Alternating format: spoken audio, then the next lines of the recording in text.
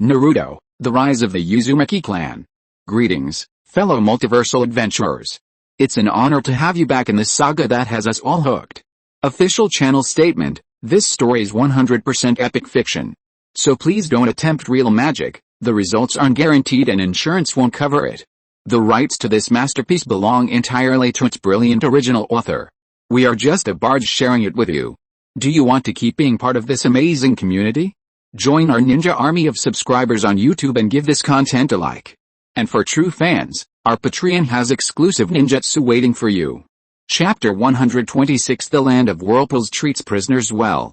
The Land of Whirlpools. Night. Be careful. A masked Anbu-junin gestured to his four companions, if you can't rescue them, just kill them. A cold voice came from behind the mask. Everyone remained calm, simply nodding, because they were an assassination squad. Whether assassinating their own people or others, they would strictly execute orders from above. Then, move out. Yes, sir. Several figures vanished into the night sky. Captain Zimu, a Uzumaki ninja, said respectfully to Uzumaki Zimu. There shouldn't be any problems tonight, right? Uzumaki Zimu patted the ninja's shoulder and stretched. It's been tough lately. His Highness soon said some ninja villages might be desperate and cause trouble these next few days. How, everyone knows that. The ninja chuckled awkwardly and said, it's a bit boring. Looks like your training intensity isn't high enough. Uzumaki Zimu said helplessly. Then I'll have you do extra training tomorrow. The ninja was speechless. Was night watch really that boring? This was his first time participating in a night watch operation. Actually, it's quite interesting. Why don't you pretend you didn't hear about it, Captain Zimu? How? Uzumaki Zimu nodded with a smile. Before he could even feel happy, he casually said to another short-haired ninja beside him, this kid's training will be doubled, tripled tomorrow. Yes. The short-haired ninja grinned and replied gleefully, I promise I'll remember. Serves you right for being so talkative. Uzumaki ninja slapped his mouth hard, but there was nothing he could do now. It seemed he really would have to train extra tomorrow. He could only change the subject, saying, by the way, Captain Koki, I heard that the military forces of the Land of Whirlpools are going to undergo reforms. Are we not going to establish ninja villages anymore? Uzumaki Koki glanced at him indifferently and said, don't ask so many questions. You'll find out when the time comes. He had also noticed from the recent series of actions that His Highness Jin didn't seem to have any intention of establishing ninja villages. Instead, he wanted to control the military forces, unify training, and gradually expand the military strength. This could already be seen from some of the orders issued from above. Then will there be no ninjas left? Uzumaki ninja sighed and said, I thought Uzumaki village could become one of the 6 great ninja villages. Shut up. Uzumaki Koki glanced at him indifferently, just about to interrupt his complaint. Beep. A sharp, piercing sound suddenly rang out. Enemy attack. All the Uzumaki ninja were stunned and quickly shouted loudly, rushing towards the source of the sound. Uzumaki soon rubbed his eyes helplessly, turned over and stood up. It had only been a few days, and someone was already attacking. Did they have to be so impatient? Which ninja village was it? Uzumaki soon looked at the night sky. It was probably only 3 or 4 in the morning. What were they doing causing trouble at this hour? Did they really think the Land of Whirlpools was completely unprepared? Although he loved sleeping in. But let's deal with this first. This alarm was a sealing technique created by the Grand Elder. It was said to be inspired by their household registration and ID cards. Each person had a sealing technique inscribed on their body, and a sealing array was set up in their sleeping camp. Once someone entered the array without permission, the array would spin rapidly, emitting brilliant light and a piercing sound. If this had some nicer music, it would sound like disco. Uzumaki soon stared speechlessly at the array's changing colors. He didn't know how the Grand Elder had developed this array. Was it because they had a restless heart? And let me tell you, aside from the unpleasant voice, that swirling light, it's so realistic. Your Highness. Kakuzu appeared beside Uzumaki soon, saying calmly, have they arrived? Yes. Uzumaki soon sighed helplessly, so noisy in the middle of the night. Next time I'll ask the Grand Elder if he can change his voice. This voice, it's awful. Did you kill them? Kakuzu said expressionlessly. You have a bad temper when you wake up? Uzumaki soon looked at Kakuzu suspiciously and asked. No. No, why are you so irritable? Uzumaki-jun floated in midair, patted Kokuzu on the shoulder, and said, "Don't be so murderous. We in the land of whirlpools treat prisoners well. We're short-handed lately, and we're really short-staffed for road paving." Kokuzu paused, looked at Uzumaki-jun, and nodded, saying, "That's right, that's a good idea. It saves money, and if their ninja villages come to ransom them, we can make a profit."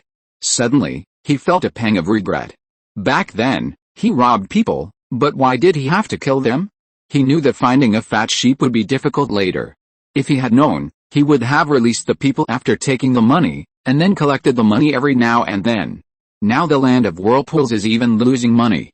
If it weren't for this brat in front of him restraining him, he would have gone back to his old ways long ago. "Don't worry, there will be bread, and there will be milk," Uzumaki-jun sighed. "Don't think about such nonsense. Our land of whirlpools is a country full of love and peace. If the ninja villages offer ransom, will you release them?" Kokuzu glanced at him and said calmly. "Of course we'll release them," Uzumaki-jun said. "Consider it tuition." "What tuition?" "Tuition for learning advanced ideas like prosperity, democracy, civilization, harmony, and freedom." Hearing this, Kokuzu looked at the brat speechlessly and said, "You want the ninja world to descend into chaos?" "No, I'm maintaining the peace of the ninja world." Uzumaki-jun looked sadly at the place where the battle had already begun, a wave of emotion washing over him. Why didn't anyone understand him? He was a good person. The moment they stepped in, hearing the sudden music and seeing the dazzling lights, they knew they were doomed. They were just here to kill a few people. Did they have to go to such lengths? Music and colorful lights. Are they even letting the Anbu get any work done? "Captain," one of the Anbu Jonin hesitated for a moment, then said, "We're trapped. Trapped by this strange formation in front of them." "Kill," the captain said calmly. "Since we've been discovered, let's get to it quickly. Just complete the mission." "Yes, sir." Just as the Anbu were about to move. "Don't be so reckless." Suddenly, a voice rang in their ears, "We in the land of whirlpools treat prisoners of war well." Chapter 1. Chapter 127. The first people in the ninja world to have their minds liberated may have started from here. 5 little mice. Nothing unexpected happened, and they were all captured by the Uzumaki ninja. Even before Uzumaki-jun could make a move, they were surrounded and killed one by a group of fearless shadow clones. Now, Uzumaki-jun rarely uses shadow clones anymore. Even if he does, unless there's a special situation, he won't create many. Just like in the anime, apart from Naruto, who releases a bunch of shadow clones, the rest of the characters, even with a lot of chakra and the ability to create shadow clones, rarely create many, just 1 or 2, for tactical purposes, because pain is contagious. Back when I watched the anime, Uzumaki-jun looked down on it, wondering why he rarely used such a powerful ninjutsu. Later I understood why. Think about it, your body isn't injured, but you can still feel pain. This feeling, if it's only for a short time, it's not a big deal, but if it's like that for a long time, you'll become a masochist. As for why Naruto wasn't afraid, that might be related to his simple-minded personality. Anyway, Uzumaki soon dared not use this ninjutsu recklessly, and couldn't help but sigh inwardly. No wonder it's a forbidden technique. Uzumaki Koki looked at Prince Soon, who had suddenly sighed, with a puzzled expression. Could it be because of the multiple shadow clone technique? This ninjutsu was indeed quite powerful, and very suitable for the Uzumaki clan. "I've sealed those people," Uzumaki Koki said respectfully, "and I've already discovered that they are from the Kumagakure Anbu." Oh. Uzumaki Soon was immediately stunned. No wonder they were so audacious, they were from the Kumagakure Anbu. This ninja village had twice stolen people from Konoha, and both times they successfully smuggled them out of Konoha, and then, they were discovered in the grove. This is why they didn't develop a proper outlook on life, values, and the world from a young age. Uzumaki Soon said with a sigh.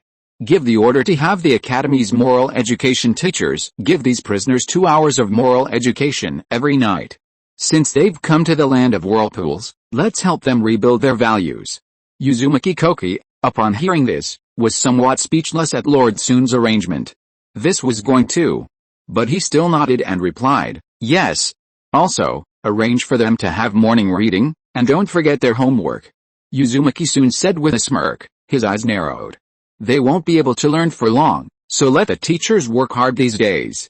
He refused to believe that exam-oriented education couldn't save these guys with warped values. Is it over? Danzo put down his book, listening to the now disappeared voice, and murmured, which ninja village was it? He hadn't expected them to be so useless. It was over in just a few minutes. That brat. Danzo narrowed his eyes. Did he make a move?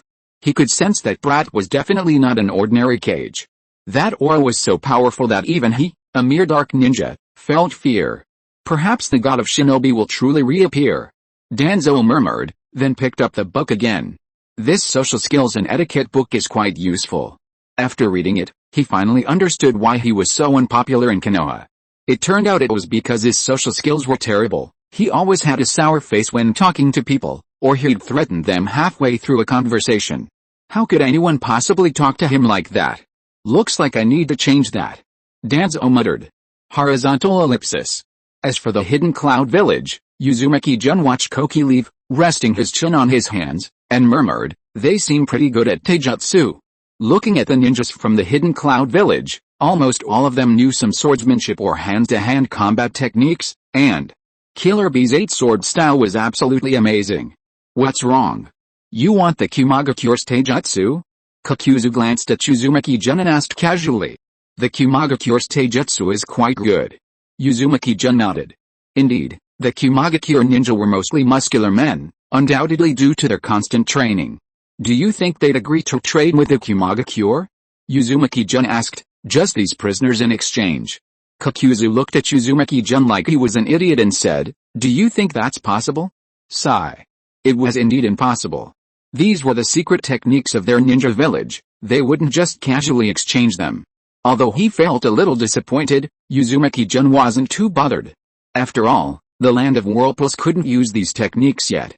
Most of the ninja in the Land of Whirlpools were Whirlpool ninja, while the Kumagakure's taijutsu mostly required the use of lightning release. By the way, what did you want to see me about? Uzumaki soon looked up at Kakuzu, asking with a puzzled expression. It's so late, I need to go back and rest. Hurry up and tell me. Kakuzu glanced at the sky outside. It was almost dawn. Why sleep? A ninja can go a day or two without sleep. Nothing much, just wanted to ask you. Kakuzu stared intently into Uzumaki-sun's eyes, asking calmly, your ideals. So late at night? No, it should be early in the morning to talk about ideals? Uzumaki-sun suddenly felt a pang of heartache. How would you feel if someone who looked like an old man, but could actually be your grandfather, wanted to talk to you about ideals? Anyway, Uzumaki-sun felt even more inclined to go back to sleep. Peace in the ninja world. Uzumaki-sun declared righteously, this world is sick, and I want to save it. To build a harmonious, peaceful, and kind society. Kakuzu's eyes widened. You're doing this for peace in the ninja world? If you didn't know better, it looked like you were instigating a ninja war. Kakuzu suddenly didn't want to continue the conversation. Why did he ask that question today? You should go to sleep early. Kakuzu said calmly, then turned to leave. But, actually, Uzumaki-jun said in surprise, I meant it, really for prosperity, democracy, civilization, harmony. However, Kakuzu waved his hand, said nothing, and left. Seeing this, Uzumaki-jun smiled, shook his head, and murmured helplessly, actually, I meant it all. Really for the development of a harmonious society. He, Uzumaki-jun, is truly a good person. I believe you. Suddenly, a faint voice came. Kakuzu looked blankly at the slowly brightening sky and murmured, this world has been sick for a long time. Chapter 2. Chapter 128 You absolutely mustn't do anything illegal or criminal. Danzo didn't have to wait long before the Konoha people arrived. They didn't stay in the Land of Whirlpools for long either. After paying the money, they took Danzo away. Uzumaki-jun had left all these matters to the clan head. He really had no interest in arguing with the Konoha people, and besides, he figured the Konoha people wouldn't have the nerve to argue. They'd definitely finish quickly and leave. But according to the clan head, the leader was a young man with white spiky hair and a short sword slung over his back. He seemed very strong. Uzumaki-jun immediately became interested. If he wasn't mistaken, this might be the famous White Fang of Konoha, who also died after World War II, and the father of the future Hatake shinobi. The story of the White Fang of Konoha teaches us, the nail that sticks out gets hammered down. If you don't have a powerful backer, Don't wear the sleeves of the divine robe. Anyway, Uzumaki-jun felt the white fang of Konoha died a very unfair death. He had made great contributions to the village, but in the end, he was forced to his death by the village. Even in death, his soul couldn't find peace, only finding release after seeing Wu Wukai. What a pity. Uzumaki soon sighed, shaking his head. He should have gone to see him. He could have paid his respects to the sixth Hokage's father. And why hasn't Zetsu appeared lately? He was waiting for news from Haruko. Was he afraid of being killed and used as a tree-planting tool? Truly a filial son who's survived for over 1,000 years. Uzumaki soon remarked, turning to look at Uzumaki Hibiki beside him. Has anything happened in the country lately? Nothing major. Uzumaki Hibiki flipped through her memo, saying, it's just that the prisoners aren't very obedient to Yoya. There's even been an attack. Hearing Uzumaki Hibiki's words, Uzumaki Tsun's face immediately lit up with a smile. He said, it's alright, as long as the difference in treatment is evident. Any more trouble? Copy the book. Jealousy can change a person. This is the deal made with Yang Yi. Perhaps these people will resent and despise Yang Yi here, but, if they are treated even worse back in the village, then a rift will form in their hearts, an imbalance will form, and then, they will either be killed by the village or become traitors. In any case, the conflict will be sown, slowly nurtured, until it finally erupts. Yang Yi probably isn't having a good time. Not only does his village want to kill him, but other villages might also want to kill him. Sigh. Uzumaki soon sighed regretfully, saying, have they been attending classes properly lately? The prisoner of war camp, a place in the land of whirlpools used to treat prisoners of other countries well, is surrounded by whirlpool ninja and barriers. Without special means, escape is absolutely impossible. Repay kindness with kindness, repay evil with kindness. A ninja from the Uzumaki clan recited from a book. Take a step back and the sea and sky will broaden, endure a moment and the wind and waves will calm. If everyone gives a little love, the world will be a better place. More forgiveness, more cuckolds. Alright, that's enough for today. After class, copy what I said today 10 times. The ninja ignored a group of prisoners looking at him with disdain. He knew his words were ridiculous. The ninja world was a world of life and death, a little pity could lead to ruin. But those who fail the dictation tomorrow won't get any food. The ninja sneered, then packed his things to leave. He had to go back to prepare lessons. He had to teach the students at the academy tomorrow.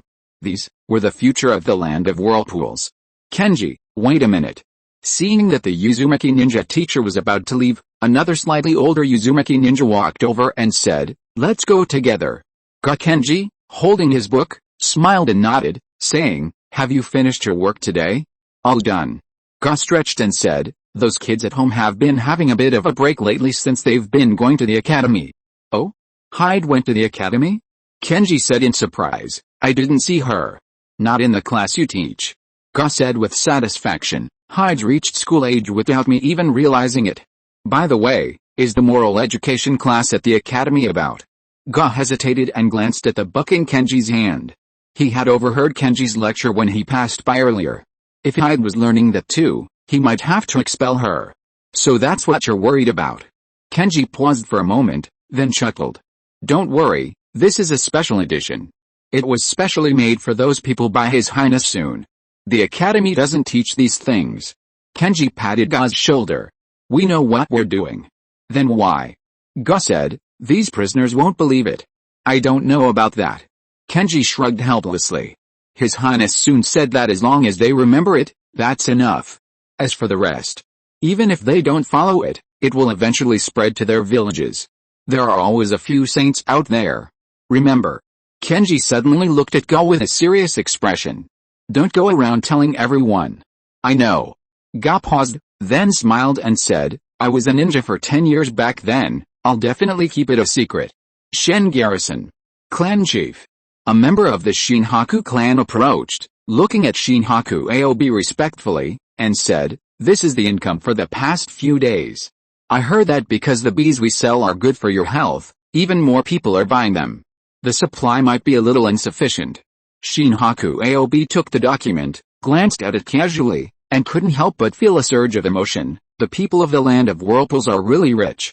By the way, have you all paid your taxes? Shinhaku Aob looked at the young man before him and said seriously, tax evasion is illegal.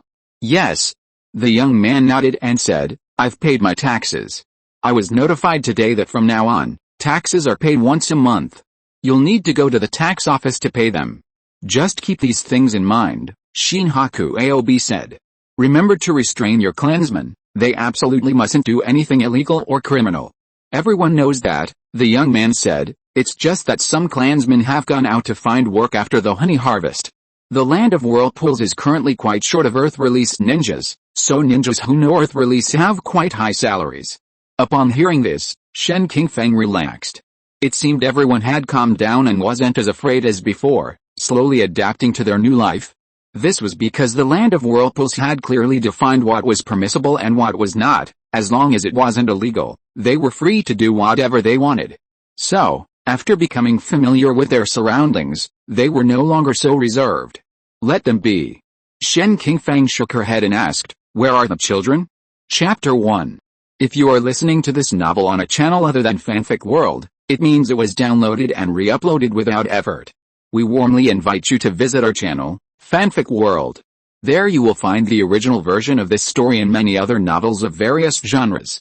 We look forward to seeing you dive into a world of incredible novels. Chapter 129 is about making noodles.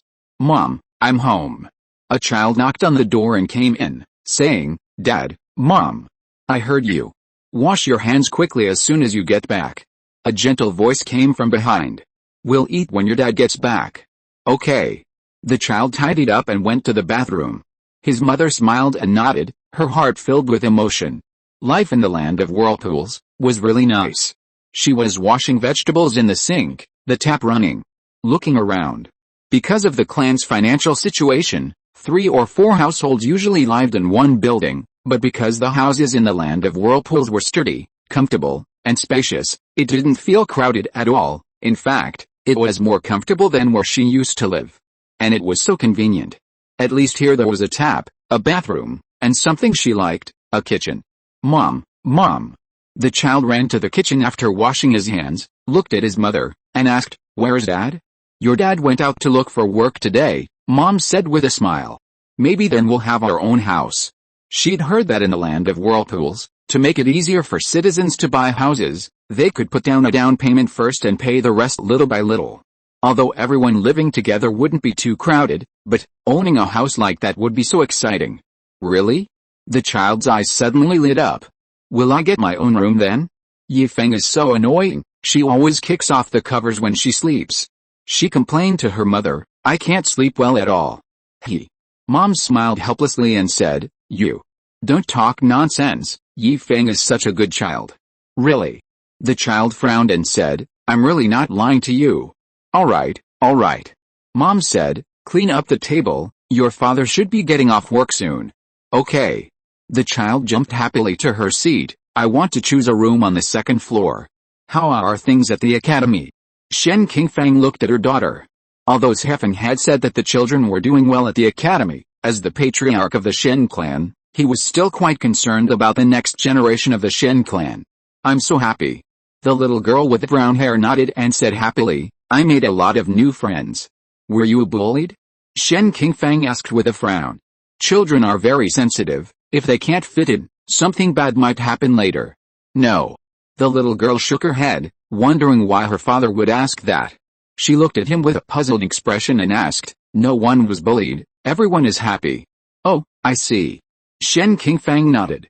It seemed that no one had been discriminated against, and he breathed a sigh of relief. That's good. Father, can I bring some honey tomorrow? The little girl looked at her father with longing and asked, For my new friends. Okay. Shen Qingfeng nodded and said seriously, You can get it from your uncle's Hefton later. Thank you, father. The little girl immediately skipped happily to her room. Seeing this, the divine crane Azure Bee smiled slightly and murmured, Perhaps. This kind of life isn't bad. The land of whirlpools, the orphanage. Mom. Uzumaki soon came directly using the flying thunder god technique. Lately, his parents had rarely come home, or rather, one was the director of the orphanage, and the other was the minister of land resources. They were both insane. They'd even forgotten they had an 8-year-old child. Lately, Uzumaki soon had been cooking for himself. It's so pitiful to even think about. Here you are, Here you are. Uzumaki kneeling, with her red hair, came out, ruffled her child's hair, and said with emotion, I've ruffled it for so many days, I've missed you so much. Uzumaki soon ignored his already frantic mother, helplessly dodging her clutches, and asked, is the orphanage very busy lately? Not really. Uzumaki kneeling blinked and said, it's just that school just started, and there are some things that need to be taken care of. And then, you've been home so many times? Home? I have been home. Uzumaki kneeling said in surprise, then, as if remembering something, oh right, I forgot to tell you. Your dad bought a house a few days ago, and I've been staying with him there these past few days. Uzumaki soon was speechless. Did you move out because your son was bothering you too on your honeymoon? And, you didn't even tell me. Aren't you going back? Uzumaki soon asked helplessly. You've grown up, Uzumaki Mirai said with a sigh, patting Uzumaki soon's head. You need to learn to live independently. I'm only 8 years old. Uzumaki soon stared dumbfounded at his parents, who seemed so carefree. Their child was only 8 years old, which, according to the laws of the land of whirlpools, meant he was only in 3rd grade. How could they be so nonchalant? And, Uzumaki Mirai squinted at Uzumaki-sun and smiled, you should come home and visit us old folks more often. Uzumaki-sun completely ignored his mother, acting like a lonely old woman waiting for her child to come home. You abandoned your son. So, since the orphanage was established, Uzumaki-jun hadn't visited it, so he decided to take a look this time. Huh? Uzumaki-jun's ears twitched. That voice sounds familiar. You all need to eat it all. Kushina, hands on her hips, looked at the children in front of her, her cute brows furrowed as she threatened, eat it all. Spare me, one of the kids complained, looking at the red-haired little witch in front of him, pleading, this black stuff is inedible. Yet another kid echoed, you shouldn't cook. However, I made noodles. Kushina pinched her little nose, looking at the pot of charcoal-like substance in front of her, and said, it's not rice. I don't care what you made, it's all inedible. But these kids only dared to wail inwardly, saying it out loud would get them a beating. Stop talking nonsense, Kushina said, hands on her hips. Hurry up and finish your food. I suddenly remembered I haven't finished my homework. One kid stood up expressionlessly. I've decided not to eat tonight, I'm staying up all night doing my homework. Then, without looking back, he ran off. Seeing this, all the children immediately stood up. I remembered too. My homework. And mine. They hurriedly tried to leave. But everyone. Kushina, seeing this, couldn't possibly not understand what was going on. Her eyes flashed with ferocity, her red hair fluttering, and she roared, all of you, get over here. Before she could finish speaking. Brother soon. Seeing the child suddenly walk in, Kushina immediately clutched her little hands, blocking the pot of noodles she was making, and lowered her head to say. The other kids, seeing this, quickly left. They had a feeling they were doomed, but, was it just their imagination? Seeing the pot of charcoal behind Kushina, Uzumaki soon suddenly felt a stomachache. Was he going to have to eat it all? However, oh. Kushina blocked the pot of food, saying apologetically, this is for Zichin. He trains very late every day, and as the eldest sister, cough, their older sister, I should take good care of them. Uzumaki soon glanced again at the pot of black stuff. Zichin, that name sounds familiar. He wondered if Zichin would still have an appetite after training, or rather, if he would have the energy to train tomorrow after eating. Uzumaki soon suddenly felt a little apologetic towards Zichin. Chapter 2. Chapter 130. He never used to smile. Konoha. Looking at the still peaceful village, Danzo was filled with emotion. How long had it been since he'd been back? As the Dark Ninja, he had always secretly protected Konoha and Hiruzen. He so desperately wanted Konoha to become stronger, but Hiruzen was too indecisive, always wanting to back down, never daring to act decisively. It was all because of him. The Dark Ninja had to deal with Konoha's dark side, but he wouldn't complain, because it was all for Konoha. But there was still a knot in his heart. If only he had been brave enough to stand up when the village was attacked. Perhaps I would have been better as Hokage than Hiruzen. Looking at the village filled with laughter, Danzo calmed down and sighed. It seems like it's been a long time since I've looked at the village with this feeling. When was it? It seemed to be when Hiruzen begged him to help manage the village. From that moment on, he had slowly hidden himself in the shadows of Konoha, worried that someone might harm the village's interests. Bang! Suddenly, just as Danzo was lost in thought, he felt someone bump into him. His expression changed, and he quickly looked down, but seeing a little girl looking at him with a frightened expression, Danzo immediately smiled. "Are you alright?" When he entered the village, the root ninja disappeared, because they, like him, could only hide in the darkness. But today, Danzo suddenly wanted to take a good look at the village. "Yes." The little girl hurriedly nodded, stood up, and quickly said, "I'm sorry." Then, she turned and ran away. Seeing this, Danzo touched his face. Could it be that he didn't look as gentle as Hiruzen? Otherwise, why were others so afraid of him? Lord Danzo. The white-haired, spiky-haired boy yawned and said, "The Hokage wants you to return to the village. Go see him immediately. Do you know that because of your unauthorized actions this time, Konoha?" "Oh, no, this money was paid by the Shimura clan, but it still brought shame to Konoha." "HMPH. Danzo said curtly, his face tense. "I understand." Hiruzen Sarutobi didn't know what to say. He took a drag of his cigarette, muttering, "Danzo, he's changed." Danzo actually smiled? It's been years since Hiruzen Sarutobi had seen him smile, or rather, ever since they became sworn enemies, Danzo hadn't smiled at all. What was going on? Hiruzen Sarutobi couldn't believe his eyes. The scene he saw in the crystal ball showed Danzo, that guy who always had a sour face, actually trying to help a child. Although he didn't end up helping. But, he really had changed. He could smile. He seemed to have forgotten his good friend. What had he experienced in the land of whirlpools? Now Hiruzen Sarutobi was worried. Was his good friend's change for the better or for the worse? Konoha still couldn't do without him. Hiruzen Sarutobi watched Danzo strolling leisurely through the village with a melancholy expression. Danzo occasionally flashed a smile, though it was an unpleasant one. But, he was the Dark Ninja. He was the Dark Ninja hidden in the shadows of Konoha. What was with that smile that looked like an old chrysanthemum? For some reason, Hiruzen Sarutobi suddenly felt a pang of unease. "Tell Danzo to run over here right now." Hiruzen Sarutobi took a drag of his cigarette and shouted, "Hurry up! There's a ton of stuff in the village that needs your attention. Get to work." "Danzo's back?" Senju Jusui frowned upon hearing the report from his men. During this time, because that old bastard Danzo wasn't in the village, they had been doing quite well.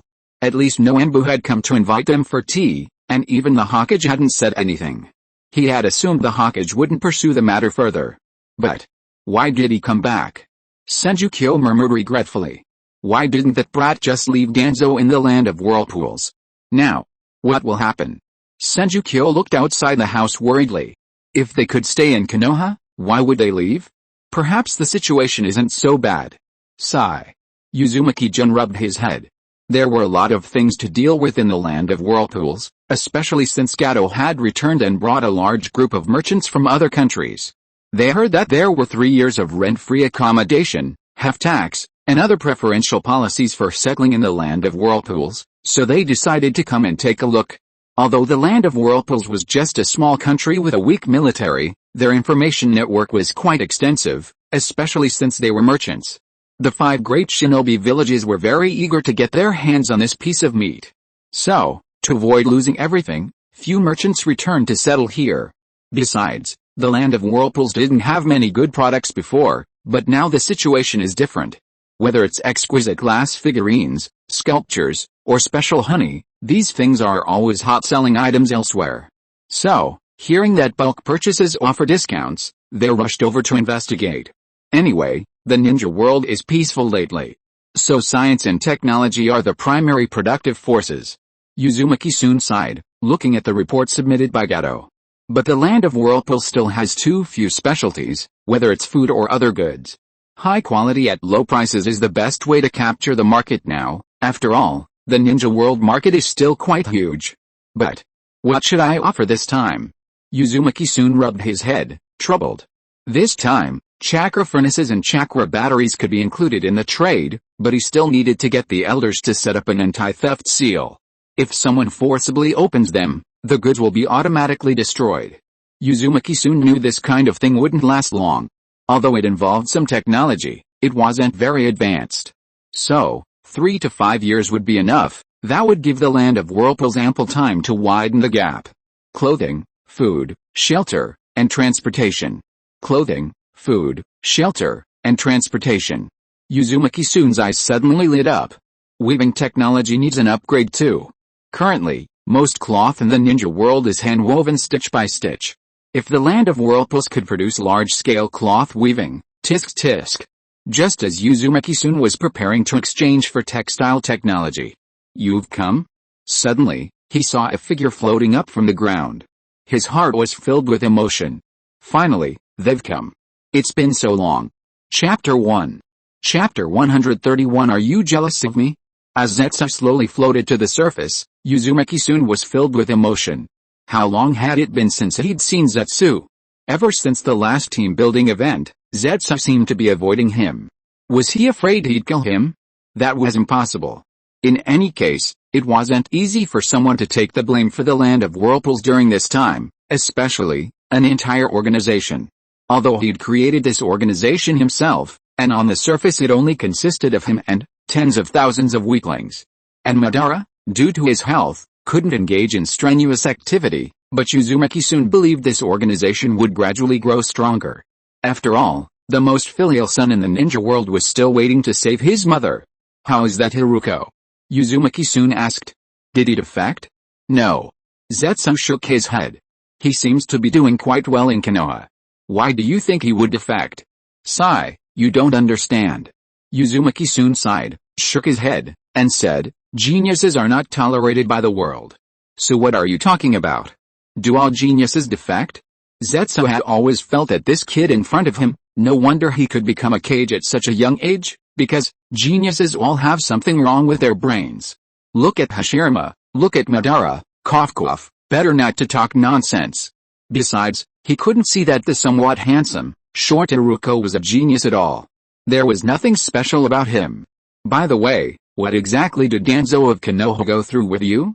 Zetsu asked. This time, he heard a strange thing from the news sent back by wife Zetsu, who was on the Konoha supervisory board. A psychologically twisted person had actually become cheerful. This was simply unbelievable. You know, he had been an undercover agent in the ninja world for thousands of years and had seen countless people with psychological problems, but he had never seen one like this, smiling for no reason. It was disgusting. Perhaps it was the influence of freedom, democracy. Uzumaki-san sighed regretfully and said. He didn't care what Danzo did. Even if he changed his gender, it was none of the land of whirlpool's business. This old guy only knew how to do dirty tricks behind people's backs. As for killing Nagato himself like he did in the anime, Uzumaki-jun would crush him in a heartbeat. It seems Iruko only defected not long after the start of World War II. He probably saw his good buddies, all becoming rich, handsome, and beautiful, their fame spreading throughout the ninja world, while he remained short, ugly, and pathetic, so he decided to mutate. But it'll still be several years. The ninja world is really short of skilled personnel. By the way, Lord Madara wants to see you. Zetsu decided to finish his questions quickly and slip away. He was just too exhausted. He couldn't get anything out of him. Boss Madara wants to see an outstanding employee? Uzumaki-jun was stunned by Zetsu's words. Why would he want to see him for no reason? Was it because he hadn't obtained Madara's authorization and had illegally used his image rights? He was wearing a mask, for goodness sake. And his name is Uchiha, not Madara at all. Zetsu decided to ignore his nonsense and said, hurry up and get ready, I'll take you to see Lord Madara. Uzumaki-san frowned, thinking. He didn't know what would happen if he went to see Madara at this time, but since he felt he had to fight Madara, seeing Madara was a must. Besides, Lord Madara was old, and he wasn't necessarily afraid.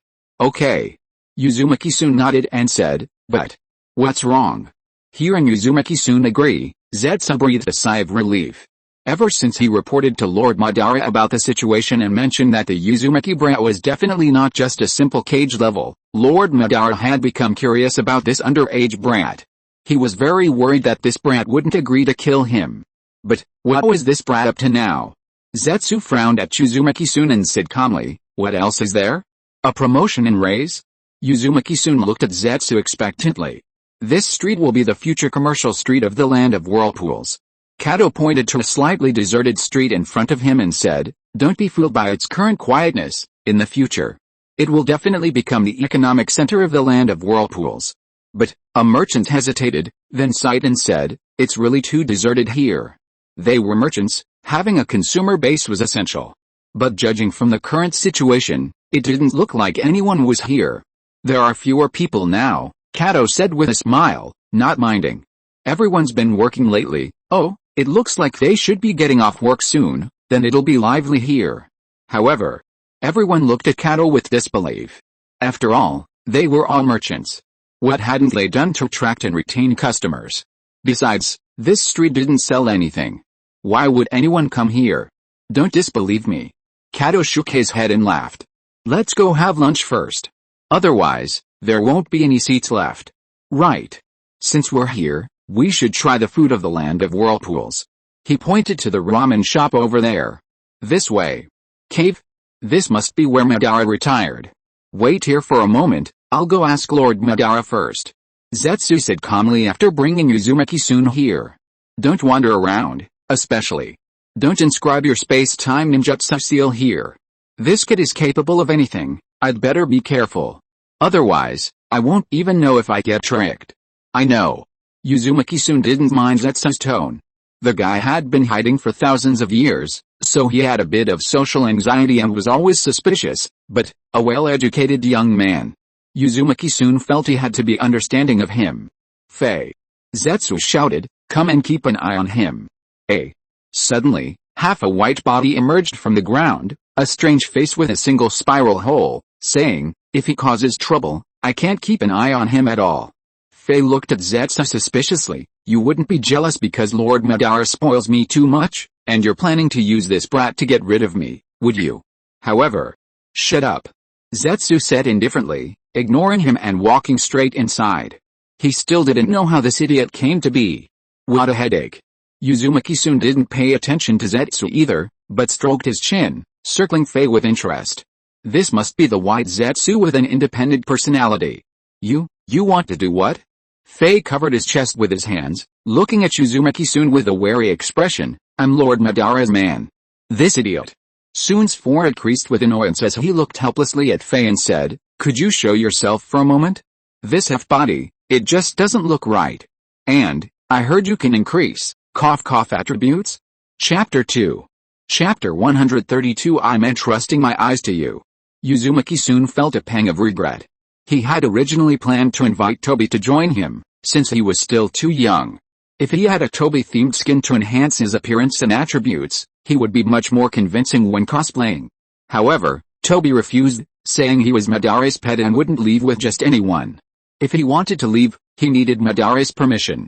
So, Uzumaki-sun decided to ask old Madara if he could help him make a comeback and make the ninja world tremble before Madara's name once again. Next time, he'd try cosplaying with the double Mangekyou Sharingan. "Madara wants you to come in." At that moment, Zetsu also came out, glancing at the white Zetsu sitting cross-legged beside him, but saying nothing. Was he mistaken? This kid seemed to care a lot about Toby. Uzumaki-sun straightened his appearance. Finally, he was going to meet his boss. A legend of the former ninja world, the future second boss of the ninja world. Thinking about it still excites me. After all, no matter how you look at it, Madara, apart from being a bit expressionless, stubborn, and a bit foolish, has no other flaws. And the Uchiha clan are basically all expressionless. But if Madara were in his original world, he'd definitely be a peacemaker. It's just that the things he does are a bit messed up. And Uzumaki-jun didn't even want to usurp the throne. After all, he's not used to doing bad things. He is a good person. Has he arrived? Before Uzumaki-jun could even step inside, an aged voice came from within. No need to think, it must be Boss Madara. Upon entering, he saw an old man with white hair, wearing a white robe, leaning against a rock, eyes closed. Uchiha Madara. Ahem, has he arrived? Uzumaki brat. Uchiha Madara opened his eyes, his gaze sharpening as he stared at the red-haired brat before him. Sure enough, he's really young. Boss Madara. Uzumaki-sun said with a smile, completely ignoring Madara's imposing aura. Although the Madara before him wasn't as old as Obito when he was crippled at level 10, and needed to catch his breath after just a few steps. He wasn't intimidated at all. He could fight anyone to stand still with the Flying Thunder God technique. Madara paused upon hearing Uzumaki-san's words, then laughed loudly. Interesting, truly interesting. I never expected such a figure to appear in the ninja world again. Now he finally believes Zetsu's words. This kid before him was truly no ordinary cage. Otherwise, why wouldn't he show the slightest fear in the face of his aura that had dominated the ninja world? Although he was old now and his strength wasn't what it used to be, he and Hashirama were, after all, the strongest ninja in the world back then, invincible warriors. Of course, Hashirama was a little weaker than him, otherwise, why was he dead while he was still alive? I'll let you know. Madara Uchiha's eyes were unfocused, seemingly lost in memories, as he murmured, your method is wrong. Only my method can bring true peace to the ninja world. I'll tell you myself then. Seeing Zetsu's warning look, Jun Uzumaki nodded knowingly, not wanting to disturb Madara's reminiscence. He had no intention of interrupting the old man's reminiscences. After all, the elderly loved to reminisce. As a well-educated young man who had completed 9 years of compulsory education, he understood the importance of respecting the elderly. What do you think of the ninja world now? Madara Uchiha seemed to snap out of his reverie, looking at Jun Uzumaki and asking calmly. Jun Uzumaki opened his mouth, but was interrupted by Madara before he could speak. This ninja world has long been sick, Madara Uchiha said wistfully. Sure enough. Boss Madara was about to begin his corporate planning and future development presentation. Uzumaki-san was already familiar with this routine. It was always the same. First, belittle the world and some competitors, then boast about how his company was #1 in the industry and how strong its core strength was. That idiot Hashirama back then. Madara Uchiha fell into reminiscence again. He actually thought of making concessions to beg for peace? How laughable. Look at the ninja world now, haha. Hashirama's methods won't work. Uzumaki-san listened to his leader's speech, nodding in agreement. Hashirama was indeed a bit dim-witted. He could have unified the ninja world and ended the war, but instead he thought, if everyone gives a little love. However, after more than 700 episodes of the anime, the second generation of overpowered characters still hadn't made any changes, still implementing this peace strategy? Uzumaki-san was very suspicious. What exactly was this ninja clan? It seemed to have been implementing the system since Ashura's time, and what was the result? The ninja clan was destroyed, yet the Sage of Six Paths still had his descendants implement this system. Could they have established a sound legal system? This is far more reliable than everyone giving a little love. Back then, in the stone tablet of the Uchiha clan, Madara Uchiha's eyes narrowed as he stared at Jun Uzumaki, his face serious. I saw the truth of the ninja world. Now for the important matter. Jun Uzumaki, hearing Madara's words, immediately perked up. He was familiar with this. Wasn't it Madara activating his eternal Mangekyou Sharingan, reading the message left by the Sage of Six Paths, brother, and then beginning to doubt the world, wanting to destroy chakra and create a virtual world for everyone, his grand plan? Only when all 9-tailed beasts are gathered, Madara said with a maniacal gaze, will the ninja world achieve true peace. Are you willing to help me? Jun Uzumaki was stunned. As expected of a leader, he spoke such inspiring words so eloquently, painting such realistic promises. If he hadn't already known the truth, he probably would have been like Nagato, excitedly shouting, for the ninja world. Of course. I am willing to dedicate my strength to the peace of the ninja world. Uzumaki Jun shouted with excitement in his eyes. Wasn't that the reason he came here? However. Good. Uchiha Madara laughed loudly, since that's the case. His eyes suddenly turned. These eyes are yours. Rinnegan. Konoha. How is the Uchiha clan? Danzo looked at the root ninja below and asked calmly, what's the deal with that Mangekyou Sharingan? There hasn't been any special action. The root ninja said respectfully, but it seems that the Uchiha clan has restricted the clan members from going out. Hearing the root ninja's words, Danzo frowned immediately. Not long after he returned, he went to the Hokage building to see his good friend, and then he was told. The village was becoming unstable again. Because the Senju clan ignored the Hokage's orders and acted without punishment, the Hokage's authority was challenged, and some clans began to stir. Of course. This was just a small matter. The important thing was, news from Iwagakure, Hidden Stone Village, that a Mangekyou Sharingan masked person had appeared in the ninja world. It seemed the Six Paths blades, hidden by Iwagakure for over 1,000 years, had been stolen, but Iwagakure hasn't even been established for 100 years. I wonder if it's a new Uchiha clan technique, or... Danzo touched his eye, frowning as he pondered, looks like I'll have to go to the Uchiha clan. Chapter 1. Chapter 133. Whose identity should this be attributed to? I've served the organization, I've shed blood, and you still want me to risk my life? Uzumaki soon felt a pang of pain in his liver upon hearing that Uchiha Madara wanted to give him his eyes. These eyes. Glancing at the expressionless Zetsu beside him, Uzumaki soon was certain that if he inherited these eyes, Zetsu would be plotting his death to revive Madara and then save his mother.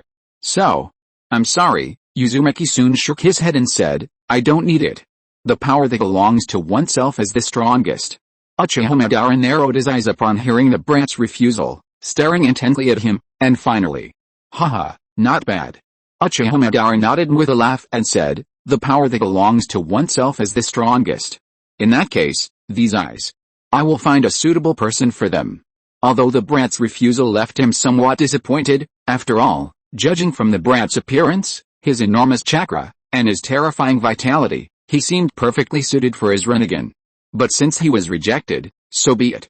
And it wasn't so bad, after all, he needed to find someone willing to dedicate their life to him, to dedicate their life to the great cause, to perform the Rain rebirth technique, not a disobedient subordinate. If the Rinnegan fell into this brat's hands, the future would be too unpredictable, who knows, he might not even revive him then. So, although he felt a little regretful, the rejection was for the best. I'm tired, Madara closed his eyes and said softly, I hope you don't forget our goal. To ignite a ninja world war. Only if more people die could their plans succeed. Mission accomplished. Uzumaki soon shouted. It seemed Madara wouldn't force him to inherit those strange eyes after all. Not only did he have a system, Mangekyou Sharingan, Rinnegan, Tenseigan, he could exchange any bloodline for them. There was no need to get those damned eyes. Otherwise, he wouldn't even know how he got tricked. The only downside is the high cost of exchanging with the system. Exchanging for a pair of better Mangekyou Sharingan only enhances Jinjutsu talent and resistances. There are no other additional features. For example, abilities like Kamui, Amaterasu, and Susanoo all need to be obtained through separate exchanges. A pair of Mangekyou Sharingan costs 10 million reputation points, and each special skill requires at least 10 million. Even Susanoo, this exploitative system sells it piecemeal, initial form, skeletal form, half-body flesh form, half-armored form. The only advantage is that if you're wealthy enough, you can collect all the abilities. However, Uzumaki soon isn't considering exchanging for Sharingan or Wood Release right now. After all, that's too powerful, and he'll be targeted. Believe it or not, if he suddenly uses Wood Release today, the 5 great ninja villages will attack tomorrow. Forget about the land of whirlpools being destroyed, he'll have no more attachments and can just push through each village one by one. He's a single person. He still had many loved ones in the land of whirlpools, people he cherished and longed for, he simply couldn't bring himself to abandon them. Therefore, developing national strength was his primary goal. Only with a larger population, and with everyone believing in and admiring him, would he become even more powerful. This was a sustainable development strategy, otherwise, everyone would perish, and his own development would likely come to an end. Leave on your own. Zetsu led Uzumaki soon out of Madara's cave, saying calmly, don't leave any jutsu marks here. Uzumaki soon pursed his lips, saying nothing. He had originally planned to ask Madara if he could keep Tobi for a few days, as he quite likes small animals, especially those that spoke sweetly, were fair-skinned and tender, didn't need to eat or go to the toilet, and could even increase attributes. He loved them the most. But he was startled by Madara's Rinnegan and had completely forgotten such an important matter. Glancing at Tobi, who was amusing himself beside him, he sighed inwardly, it seems he doesn't belong to me. He then used the Flying Thunder God technique to leave. Achoo, achoo. Tobi suddenly shivered for no reason, turned his head to look around, and muttered, did I catch a cold? This idiot. Zetsu, standing beside him, watched this scene speechlessly. They were weapons, how could they possibly catch a cold? He said helplessly, hurry up and go inside to take care of Lord Madara. Oh. Tobi jumped up, surprised, you guys came out? Where's that red-haired brat? He left. Zetsu frowned, What do you want to do? Is that so? Toby lowered his head regretfully. What a pity, I wanted to go out and see. This is the first time in all these years that I've met someone who can see my excellent inner qualities. Calm down, calm down. Zetsu took a deep breath, telling himself, this is a mutant, someone with a problem in their brain. Don't argue with him, gritted his teeth and said, get inside now. To cause chaos in the ninja world, he couldn't abandon Uchiha Shin, and this blame definitely had to be pinned on one of the 5 great ninja villages. Uzumaki-jun stroked his chin thoughtfully. The best suspect was Konoha, they were the most suitable. Looks like I'll have to send Zetsu to Konoha to scout things out next time, Uzumaki-jun muttered, frowning. See how the Uchiha clan is doing. He figured the Senju and Uchiha clans wouldn't be joining the Land of Whirlpools for a while. So, if the Land of Whirlpools wanted to become stronger, they had to recruit new members. Which clan isn't being valued and is useful to the Land of Whirlpools? Uzumaki-jun sighed. Both the Land of Whirlpools and Whirlpool Village used to have only one clan, the Uzumaki Clan. But, recently, the Crane Clan joined. He heard they sell honey, and it's doing quite well. After all, this isn't ordinary honey, it's honey that can enhance immunity and strength in the body. Many families buy some so their children don't fall behind from the start. Especially in the Land of Whirlpools now, they've abandoned the small-scale farming economy and the self-sufficient economic model, instead embarking on an industrial revolution. Coupled with the absence of unscrupulous factories, since most factories in the Land of Whirlpools are now state-owned, and their own deterrent power, the people dare not disobey. So, the citizens are slowly becoming wealthier. They can afford a jar or two of honey. I wonder how Gado's mission is going? It's important to know that commerce is absolutely essential for a nation to prosper. And how's the research on animal husbandry going? Uzumaki-jun stroked his chin, frowning and thought, talent. Talent is the most important thing right now. Your Highness Jun. At that moment, a Whirlpool ninja entered and said, 2 strange people have entered the Land of Whirlpools. Chapter 2.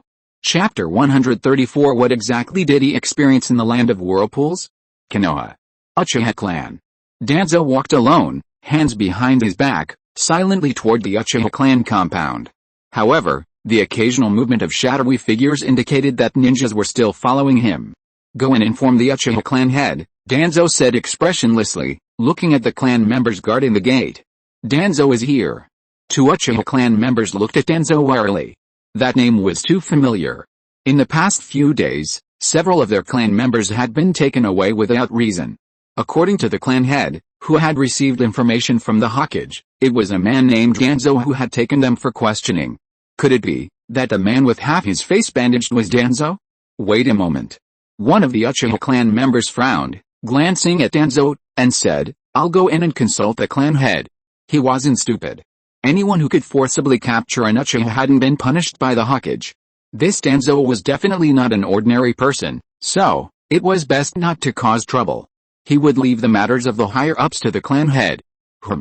Danzo frowned. Why did these Uchiha clan guards seem so unfriendly? He'd only just returned, and, when he left Konoha, he seemed to have offended no other clans besides the Senju. So what was going on? If it were his old temper, he would have already had these rude people arrested and questioned. But, smile, smile. Danzo silently repeated to himself, forcing a smile. Alright. He had to change his image in Konoha. Hirozen Sarutobi frowned, staring at the crystal ball. When Danzo appeared at the Uchiha clan's gate, news had arrived from the Anbu. After all, the one-eyed Mangekyo Sharingan was still a mystery. He was very worried about anything harming Konoha, so he had stationed many Anbu members around the Uchiha clan to observe them. But, what was going on now? Why was he smiling again? Hirozen Sarutobi felt as if he were being pricked by needles. That smile was so ugly, it made him extremely uncomfortable. But, his friend seemed to be enjoying it? Now he was genuinely curious about what Danzo had experienced in the Land of Whirlpools.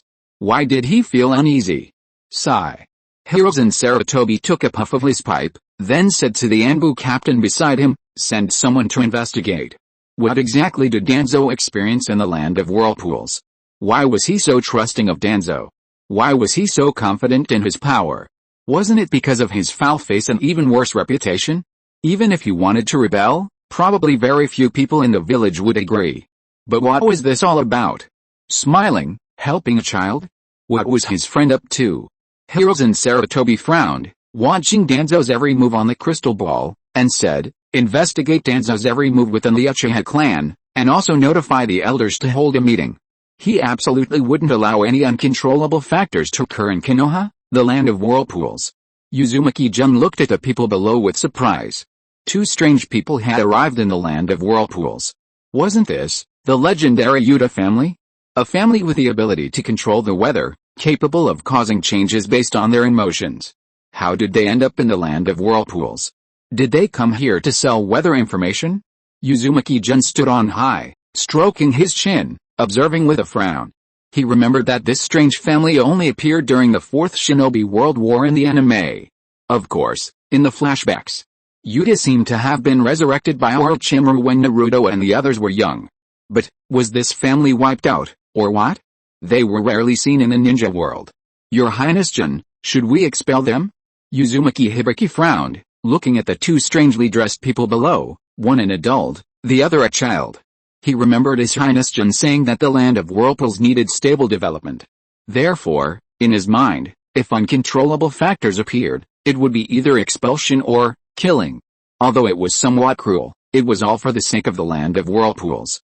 If he needed to take action, he would do so without hesitation. As ninjas, there were some things they had to do. Uzumaki-jun stared blankly at Uzumaki Hibiki for a moment. Why were the people of the ninja world so volatile, killing people at the drop of a hat? That was probably why the ninja world had such a small population. But their land of whirlpools had always treated prisoners well, and didn't they have labor camps? Why not send them to infrastructure projects? Why waste them? No, Uzumaki-jun shook his head and said, arrange for whirlpool ninjas to accompany them. If they don't do anything detrimental to the land of whirlpools, then we don't need to bother them. Also, have the whirlpool ninjas explain the laws of the land of whirlpools, so they don't break the law.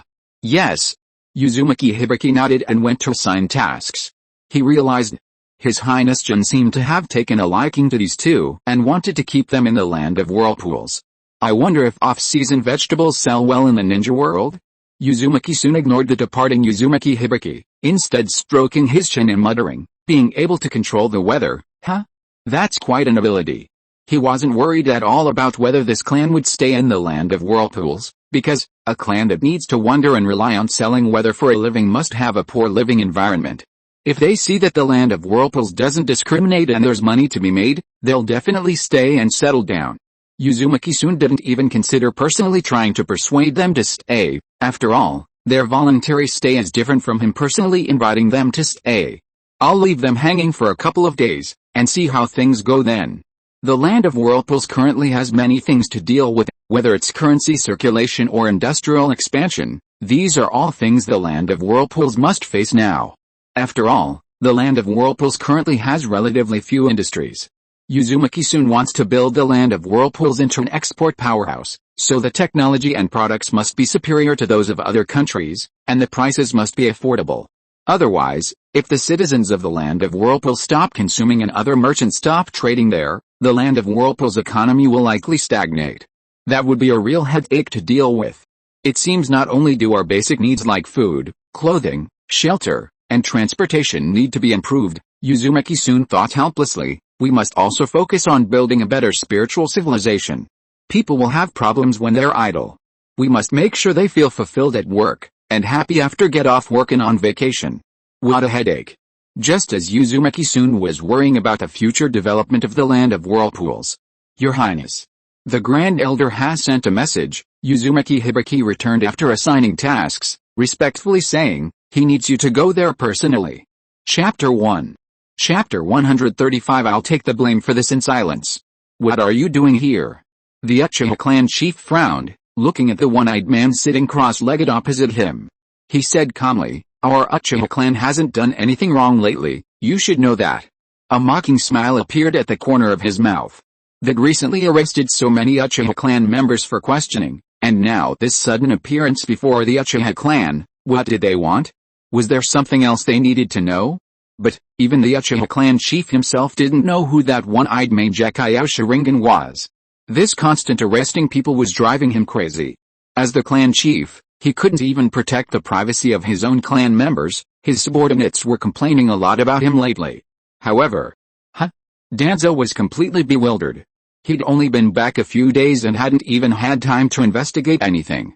How could the Uchiha clan think he already knew what was going on? What exactly do you want to say? He'd come over politely, intending to personally question the Uchiha clan about what was happening, so why was everyone giving him attitude? Did he, as the second in command of Konoha's Dark Ninja, not need to save face? How, Lord Danzo actually wants to know what I'm talking about, the Uchiha clan had sneered. Have you arrested so many Uchiha clan members recently and still haven't gotten anything out of them? Arrested so many people? Danzo was immediately surprised. How could he not know? Hadn't he just returned to Konoha? How could he have arrested Uchiha clan members? Was it his subordinates who did it? Did they quietly intervene to protect Konoha's peace? But that's impossible. He knew that the entire root group had been brainwashed. Without his orders, they wouldn't have acted recklessly. Suddenly, Danzo seemed to realize something, nodded slightly, and said, arresting some insignificant people, how could they know anything? Therefore, I've come to personally question the Uchiha clan head. Anyone who could act in his name. Danzo knew who it was. So, for the sake of Konoha's peace, he, the Dark Ninja, would take the blame. How? The Uchiha clan had sneered. You should have asked everything you need to know. As for the rest, I don't know either. Though he appeared calm on the surface, he inwardly felt a bitter smile. He too wanted to know who possessed the Mangekyo Sharingan. But, as the Uchiha clan head, he was completely bewildered. He had no idea how the Mangekyo Sharingan was awakened, he only knew it was extremely difficult. Moreover, since Madara's death, no one in the Uchiha clan had awakened the Mangekyo Sharingan. Even Uchiha Kagami, a former Uchiha genius and a direct descendant of the Hokage, might have been able to awaken it, but he had long since died, and even now, the Uchiha clan didn't know how he died. What a headache. The Uchiha clan had sighed inwardly. He also hoped that someone in the Uchiha clan could awaken a Mangekyo Sharingan. That way, the Uchiha could probably return to the upper echelons of Konoha. In that case, Danzo frowned upon hearing the Uchiha clan head's words.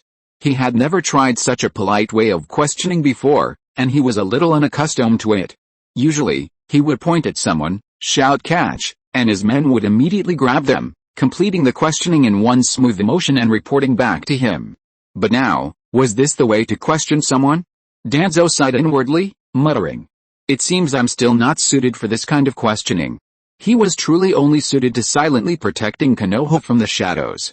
So, Lord Danzo, what exactly do you want to do here? The Uchiha clan head asked, frowning. As one of Konoha's two great clans, the Uchiha clan still cared about their reputation. If they wanted to investigate, they could do it secretly, like last time, as long as their clansmen were safe. But, why was he appearing so openly in front of the Uchiha clan this time? What did he want to do? To personally slap the Uchiha clan in the face? If that were the case, he would show them that the Uchiha clan was not to be trifled with. However, don't be nervous. Danzo took a sip of hot tea and said calmly, I didn't come to the Uchiha clan to inquire about the Mangekyo Sharingan, but rather, Yoda, this place looks quite nice. A man of about 30 years old patted the head of a child of about 6 years old next to him and said with a smile, looks like we can make a fortune today, then you'll have money for medical treatment. Yes. Yoda opened his big eyes and nodded, then said somewhat dejectedly, will it really get better? He had been weak and sickly for a long time, and because of his health, he couldn't exercise, so he couldn't become stronger. He had wasted so much money, but he just couldn't get better, and his health was even getting worse. He had been sick again these past few days. Yoda looked longingly at the child running around happily playing next to him. He also wanted to be like that. It will be alright. The middle-aged man held Yutai's small hand and said, I promised your father I would take good care of you. Uncle, do you think I'll see my mom and dad after I die? Yutai looked up at the uncle who had taken him on his wanderings and cared for him all this time. Because of him, the uncle had never married. Perhaps that wouldn't be bad. Yutai suddenly lowered his head in guilt. Don't think too much. The middle-aged man was silent for a moment, then smiled and said, you have to work hard to earn money today. You'll definitely get better then. Yes. Yutai smiled after hearing this, and then. It's snowing. A child who was playing nearby saw the sudden snowfall and exclaimed in shock, "What's going on? Winter is here? Idiot." Another slightly older child tapped him on the head and said, "Winter is long gone, and didn't you see? It's only snowing in this area." As for why the Grand Elder was in such a hurry to bring him to the research lab, Uzumaki-san was quite curious. There must have been some major technological advancement. And it must be very important technology, otherwise the elders wouldn't have sent him here. Elder. Whirlpool soon entered the research lab, looking at the elders excitedly surrounding a mechanical glove. He became even more curious. What could it be? He glanced at the unremarkable mechanical glove. Could this be their latest research achievement? But what exactly was it? And, it's so ugly. Whirlpool soon didn't know how to describe the glove. It had absolutely no science fiction elements, it looked like a simple glove made of metal, lacking any mechanical beauty. And this metal, it seemed somewhat familiar. Whirlpool soon looked at the mechanical glove with a puzzled expression. Chapter 2. I have a bit of a cold. I don't know why I caught a cold out of nowhere. I was perfectly fine when I woke up this morning, but by noon I started sneezing. My nose was constantly running, and my eyes were watering. It's really uncomfortable. And then, some good news. This book is going to be published on Samjiang. I received the news at noon. I'm quite excited. Thank you so much to all the readers who have supported me all this time. Thank you to my editor, and thank you all. Good night. If you are listening to this novel on a channel other than Fanfic World, it means it was downloaded and re-uploaded without effort. We warmly invite you to visit our channel, Fanfic World. There you will find the original version of this story and many other novels of various genres. We look forward to seeing you dive into a world of incredible novels. Chapter 136 For the Peace of the Shinobi World. Scientific Ninja Tools.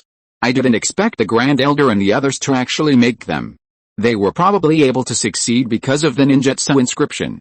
Although they aren't as small and exquisite as the ones in Boruto, and their power isn't as great, it's still a leap forward in the scientific research capabilities of the Land of Whirlpools. This metal. Uzumaki-jun touched the strange glove. Isn't it gold dust? He remembered that all the gold dust in the Land of Whirlpools seemed to be made from his blood, and it was all for axes and saws. Had it all been melted down? That's right. The Grand Elder nodded and said, because among metals, only gold dust can allow for the high-speed circulation of chakra and the conversion of ninjutsu. So we melted down some farm tools to experiment. Uzumaki-jun frowned upon hearing this and asked, how much gold dust is needed to make one glove? If the cost is too high, the value will be halved. After all, weapons that can't be widely adopted are of very little use to the Land of Whirlpools right now. This would probably require melting down 3 gold dust axes to make, the elder said helplessly. After all, it needs to hold a lot of chakra, otherwise its power would be too weak. Sure enough. This glove required so much gold dust. Even if he worked day and night to make gold dust, it probably wouldn't be enough. Uzumaki soon looked at the glove with some regret and said, isn't there any other way? Like using other metals? Or being able to synthesize new metals, like Earth's special steel? There will be a way, the elder nodded and said, just use gold dust for the patterns of the ninjutsu, and use ordinary metals for the rest. In that case, Uzumaki-san's eyes lit up and he said, why not use it this way? This method could reduce the amount of gold dust, so the Land of Whirlpools could produce a large number of scientific blades in a short period of time. But that would weaken the ninjutsu's power, the elder shook his head and said, and its lifespan isn't long. How powerful? Uzumaki-san asked, frowning. And its lifespan? It's probably less than a C-rank ninjutsu, the elder said helplessly. As for its lifespan, if used continuously for a long time, it might only last 10 uses before it becomes unusable. That doesn't make much of a difference. After all, C-rank ninjutsu isn't like other ninjutsu, with a little effort and time, anyone can master it. Of course, taijutsu, which doesn't allow for ninjutsu use, is a different story. And this is even less than a C-rank ninjutsu. The only advantage is that ordinary people can use it, but that would be a waste for ordinary people, because even if you had it, you probably couldn't beat a Jinan. But it's instantaneous. The elder seemed to see Uzumaki-san's regret and said, it allows ordinary people to instantly cast ninjutsu. Instantaneous. Hearing this, Uzumaki-san suddenly had an idea. Can we weaken its power further? Uzumaki-san asked. If so, his plan would be solved. Weaken it again? The Grand Elder frowned and said, we can, but what do you want it for? It was already bad enough that it was lower than a C-rank ninjutsu, and now it's going to be weakened? What's the point? It's better to just use explosive tags. Uzumaki soon smiled mysteriously. Make the ninjutsu into a card. If you want it ninjutsu, just stick the card in your glove. When you need a ninjutsu, you just buy the card for that ninjutsu, and make the cards disposable. Being able to cast ninjutsu instantly will already raise the price of this weapon to another level. At the same time, we can't artificially transfer chakra, we can only purchase chakra batteries from the land of whirlpools. Uzumaki-jun squinted at the gloves in front of him and said, make sure the secrecy is good, and also, if possible, create a restriction. When it encounters a special barrier, it will be forcibly stopped and unable to be used. What sells best in this world? Weapons, of course. I heard that the neighboring craftsman village sells bladed weapons, and they're selling quite well. So, if war breaks out, the land of whirlpools could secretly resell weapons. After all, the emergence of scientific bladed weapons also signifies a decline in the status of ninjas, so this kind of thing can't be known by others. Moreover, as for the balance of power among the 5 great ninja villages, the land of whirlpools can only survive in the cracks. At the same time, in the Second Shinobi World War, Konoha was basically the only one standing. This won't do. For the sake of peace in the ninja world, the first Hokage said that only when the strength is balanced can everyone live in peace. So, let's do it. This is all for the peace of the ninja world. Konoha should understand him, right? Uzumaki-jun, as the heir to a harmonious society, will definitely uphold Lord Hashirame's ideals.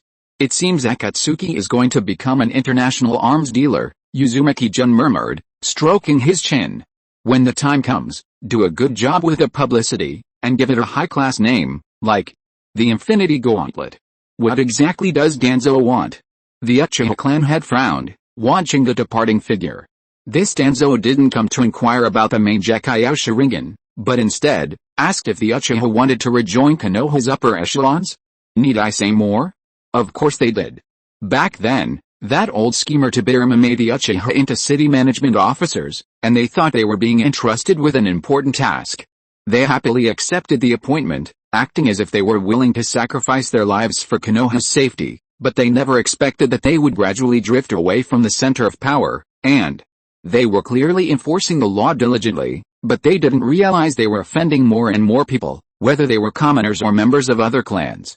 Those rules were all set by high-ranking officials, and now the city management brigade is diligently enforcing the law, yet they're still being complained about. If you don't believe there's someone smearing the Uchiha clan behind this, they really don't believe it.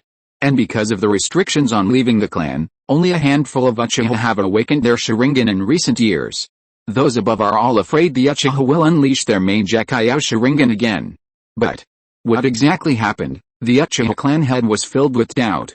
You're the one who arrested the Uchiha clan members, and now you're asking them if they want to enter the center of power.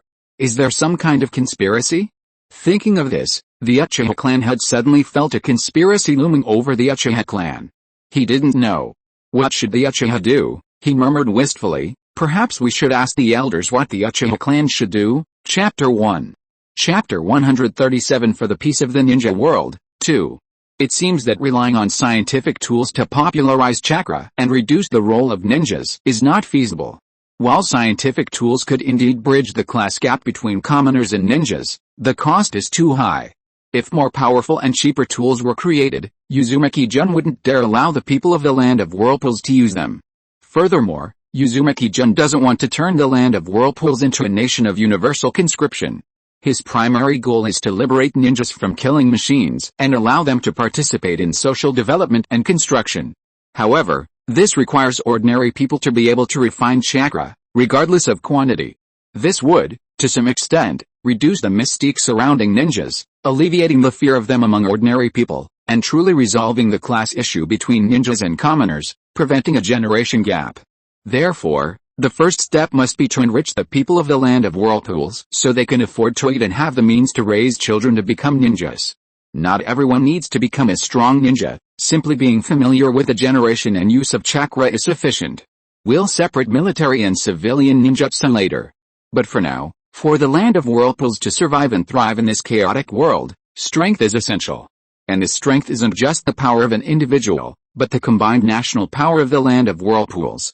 However, there are still some people in the ninja world who, due to innate reasons, cannot refine chakra, Uzumaki-jun murmured, stroking his chin. This isn't something that can be easily changed by human intervention. After all, the ninja world is a world that values talent and bloodline. He wondered if Haruko could create a potion that would allow ordinary people to refine chakra, just enough to make them Jinan, not like the complete chakra refining technique used by Kira. This involves genetics, and it's estimated that only Tobirama, Orochimaru, Haruko, and Kabuto openly understand it. They are all great figures who have driven the scientific development of the ninja world. They would undoubtedly be Nobel Prize winners in biology and medicine on Earth, talents who have made significant contributions to the future development of humanity. But in the ninja world, aside from the second Hokage who died young, the rest became rogue ninjas. Although only one short, effeminate man died, the others were inexplicably exonerated and lived happily ever after. But, the ninja world simply doesn't value these skilled individuals. When will Haruko finally defect? Uzumaki-jun is desperately craving talent. Putting aside everything else, the Uzumaki clans are currently too few. There isn't even a single clan proficient in Ninjutsu. Most of the powerful clans already have allies, leaving only the Blood Pond clan, the Ivory clan, the Tsuchigumo clan, and the Fuma clan. So Orochimaru is quite remarkable. He can abduct children and still earn their gratitude. That's probably talent. The Ivory clan will be easy to deal with, Uzumaki-jun murmured, stroking his chin. Once their bloodline issue is resolved, they'll immediately follow. As for the Blood Pond clan, if they were to take over the Uchiha clan, those two clans would probably fight. It seems we must establish the authority of the law and provide them with moral education. Uzumaki soon said with a headache. At least they should be able to restrain themselves and guide all struggles in a beneficial direction. So, it's decided, Uzumaki soon said resolutely, it's time to take over these two clans. Then the land of whirlpools will have two more bloodline clans. As for the other two clans, they haven't declined yet at this time, so it will probably be quite difficult to recruit them. So, any clan that gets involved with Konoha is basically doomed, just like in the original story, the Senju, Uchiha, Uzumaki, Tsuchigumo. If you don't want to be doomed, either you have a daughter who becomes the crown princess, or you lead the entire clan to become a pro-Hokage faction like the Ino Shikacho trio. Otherwise, you can only cut your own throat and weaken a clan's power. And then, when do you plan to do it? Zetsu reappeared from the ground. Our mission is extremely important. Mission. Uzumaki soon shook his head helplessly. He wanted to be a good person. He had no choice before, but why was everyone forcing him now? It's not the right time yet, he said after thinking for a moment. Then when? Zetsu asked, frowning. You know, Lord Madara wants us to start a ninja war.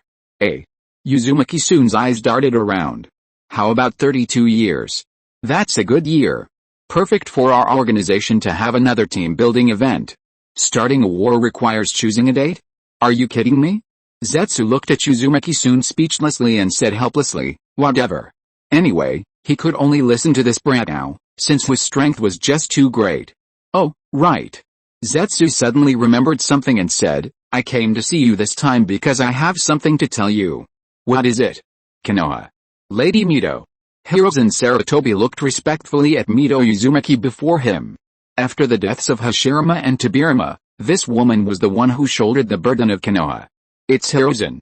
Mito looked up at Hiruzen Sarutobi and smiled. What brings you here? It's just... Hiruzen Sarutobi hesitated for a moment, but decided to speak. The problem of sealing the Jinchuuriki. After Danzo secretly conducted experiments, he discovered that although the new sealing technique was much better than the previous one, none of them were successful. Although there were many refugees now, even if they weren't in the village, there were still a lot outside, but the continued failure made him, the Hokage, a little uneasy. Some clans in the village began to complaining that Lord Danzo was conducting human experiments, which violated the rules of the ninja world. But, you must know what the Nine Tails is? It's the guarantee of Konoha's safety. It's a nuclear weapon. To achieve nuclear peace, this is indispensable. However, as long as they haven't succeeded yet. Mito paused for a moment. It seemed there was a problem with the Jinchuriki seal. She knew that the sealing technique had significant issues. Becoming a Jinchuriki was no simple matter. However, the Uzumaki clan had clearly stated that they would not allow any clansman to become Konoha's Jinchuriki again. If they forced it, perhaps Konoha would go to war with the Land of Whirlpools. This was something she didn't want to see. No matter how strong that brat was, facing Konoha, the leader of the 5 great shinobi villages, the Land of Whirlpools would inevitably face destruction. So, what do you want to do? Mito asked hesitantly. But deep down, she hoped that the shinobi village Hashirama had established could grow strong enough to realize his dream. The people below have proposed a method, Hirozen Sarutobi said respectfully, bowing his head. It requires a drop of blood. Upon hearing Hirozen Sarutobi's words, Mito Uzumaki's eyes widened in shock. You want to do?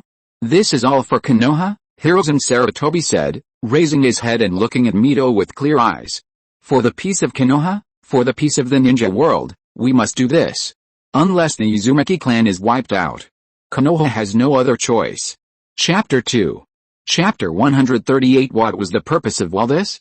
Uzumaki-san was stunned after hearing Zetsu's words.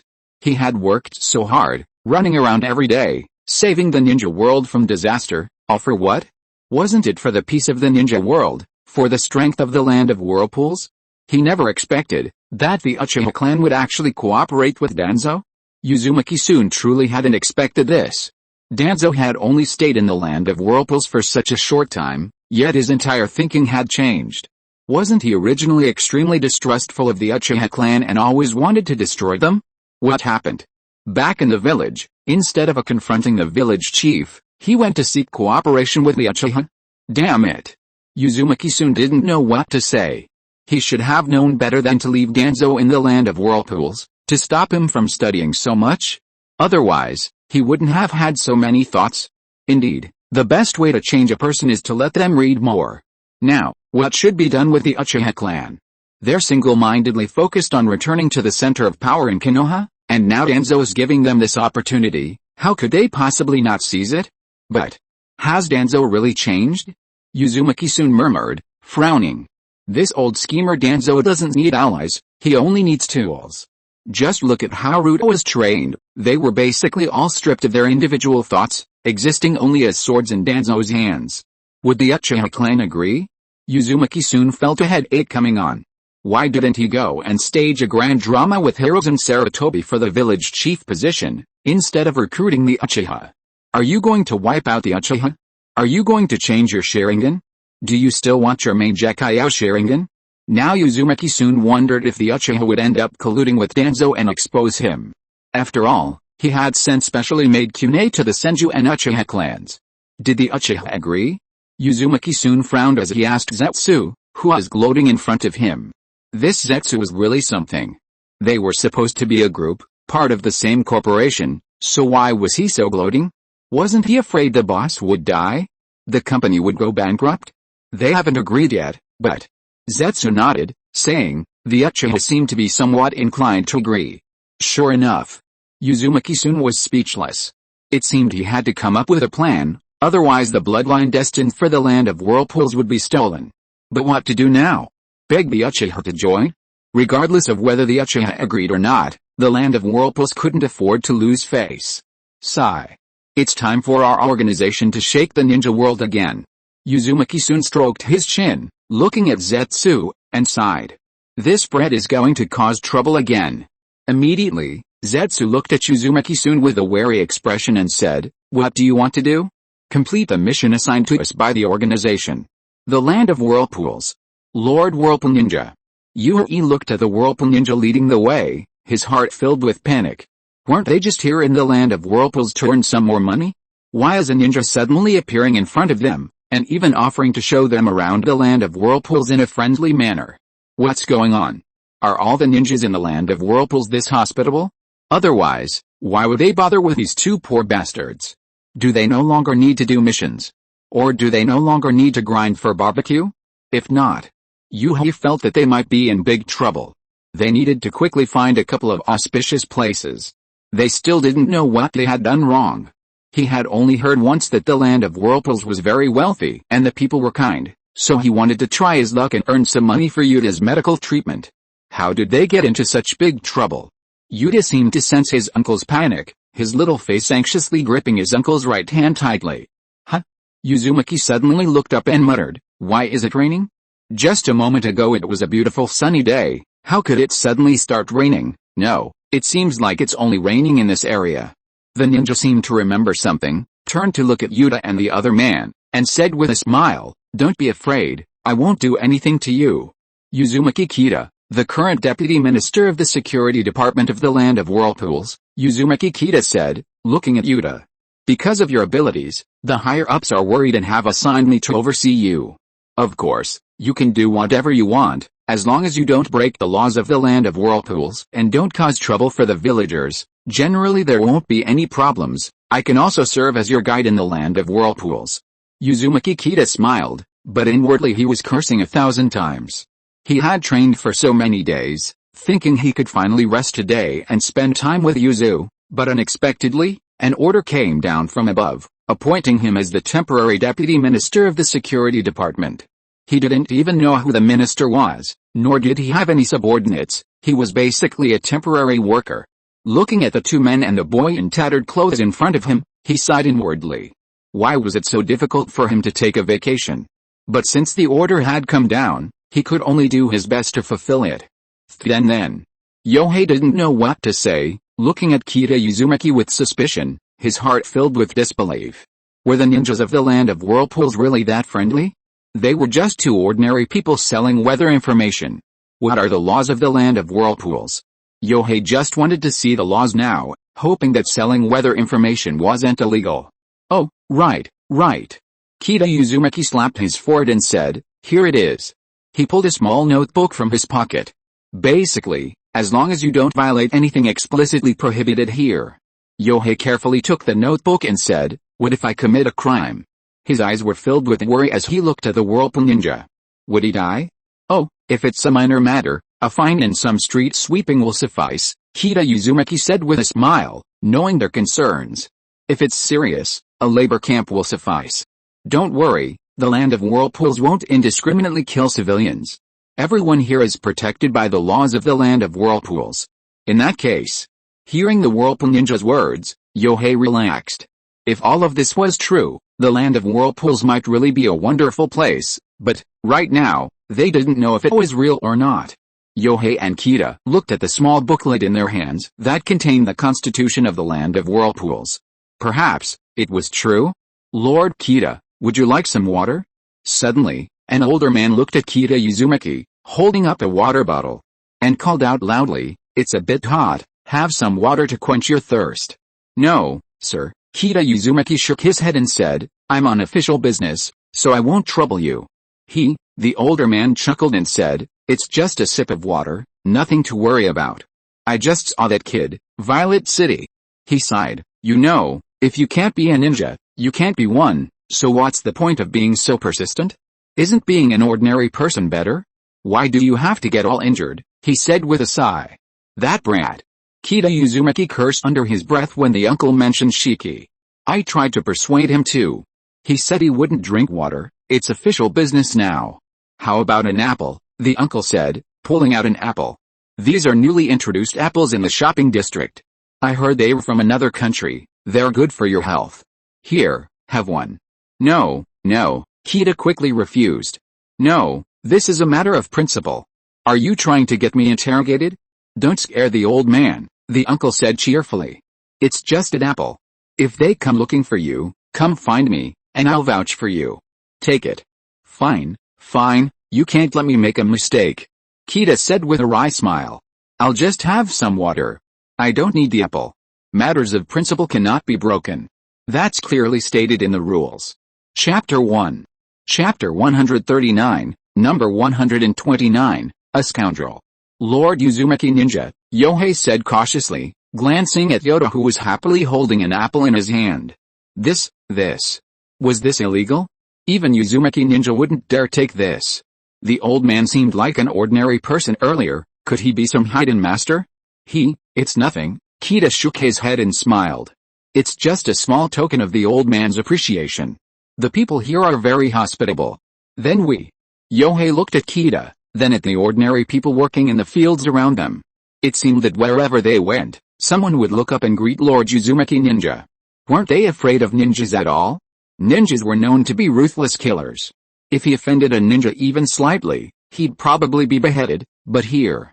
Yui looked down at the small notebook in his hand, a sudden decision forming in his mind. Perhaps this place isn't so bad? By the way, I haven't asked where you want to go yet? Uzumaki Kita asked. You can tell me, and I can take you there. Looking at Yuta beside him, who was clutching an apple, reluctant to eat it, a smile immediately appeared on his face. I have a younger brother who's the same age as you, but he's a bit slow. Uzumaki Kita looked up dejectedly. I could glide without becoming a ninja, so why do I like being one so much? Although the medical expenses were waived, the cost of nutrition and training equipment was still quite a large expense, especially since last time he ate something wrong and was in pain all night, requiring him to be taken to the hospital himself. That was another huge expense. Alright, for some reason, Zichin hasn't gone back to the orphanage lately, seemingly afraid to go back. Everyone thinks he adopted Zichin, but he can barely afford to raise him himself. Your brother must be very happy living in this country. Yuhei suddenly said with emotion. He could tell, having wandered through so many countries, this was the first time he had seen civilians and ninjas living peacefully together, and that smile, it was absolutely genuine. This country is truly remarkable. Haha. Uzumaki Kita paused for a moment upon hearing Yuhei's words, then burst into laughter. Him? He's only been here for less than half a year. I still remember when he first came to the land of whirlpools. Uzumaki Kita seemed lost in memories, a slight smile playing on her lips.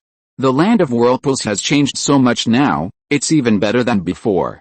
It's because our land of whirlpools has produced such a remarkable figure, a great leader. That's why the land of whirlpools has become what it is now, and it will only get better in the future. Hearing Uzumaki Kita's words, both Yuhei and Yuta fell into deep thought. They understood what was really going on in the ninja world. Peace had only just begun, but so many people had died in the war. Yuta's parents had perished in the war. If it weren't for their good fortune, they probably would be. And that child named Shiki was still living such a happy life. It was truly enviable. Free medical care, free food and lodging. For those of them who had experienced war, this was simply paradise. That must be an amazing person, Yuta said, mouth agape. A great person, like a god, bringing us peace and happiness. Uzumaki Kita paused for a moment, then laughed. Yes. He's an amazing person. Truly amazing. Yui thought for a moment, then finally decided, if Yuta and I wanted to join. What do you want to do? Zetsu looked at Uzumaki-jun with suspicion. He didn't believe a word of what this brat said. All that talk about fighting for the peace of the ninja world, fighting for the happiness of humanity, it was all nonsense. He didn't believe a single word. Did he really think his 1,000 years of infiltration of the ninja world had been for nothing? This brat wasn't as innocent and naive as he appeared. Don't worry, Uzumaki soon said with a smile, I'm just carrying out a mission Madara gave us. You know, I would never disobey our organization's orders. No, you'd better explain yourself clearly, Zetsu said, unmoved. Explain everything clearly, otherwise I won't agree. Last time you clearly said you wouldn't impersonate Madara, but you ended up doing it quite happily. I don't believe a word you say, you little devil. You're not going. Uzumaki soon sighed regretfully, then forget it, one more or one less won't make a difference. I'll just use shadow clones to film it myself. You invited me to film it for you? Zetsu was speechless. Did he, the goddess of the rabbit, the child of the mother of chakra, and the brother of the sage of 6 paths, have any dignity? Inviting him was for this? Those words. That hit home. What exactly do you want? Zetsu said in a low voice. I absolutely disagree with anything that is harmful to Lord Madara. However, Uzumaki soon put on his cosplay outfit, donned the swirling mask, and said calmly, please call me Lord Sheen. Oh my god. Zetsu was speechless. Did this brat even understand human language? Every time he asked a crucial question, he would immediately change the subject. If he weren't outmatched, he would have already pinned him to the floor and rubbed him into pulp. But he had to put up with this brat even with tears in his eyes. This wretched brat. Don't be angry. Uzumaki soon took off his mask and said helplessly, believe me, we're on the same side. Don't act like a mama's boy, crying and wailing over the smallest things. I can't tell you're on our side. As for the last sentence that he didn't understand, Zetsu simply ignored it. This brat always managed to say one or two things that he couldn't understand. What exactly do you want? Zetsu frowned. Say it now, you know we can't let the ninja world know. Especially Madara-sama, otherwise we'll be in danger. For his mother, he endured it. You coward. Uzumaki-jun looked at Zetsu with disdain and said, you did something bad and you don't even dare to admit it. Calm down, calm down. Zetsu comforted himself, don't get angry, you can't beat him yet, don't get angry, otherwise you'll get beaten to death, that would be your loss, you still have a great mission to complete. A moment of patience brings peace. Calm down. However, didn't I say that our organization has been dormant for too long?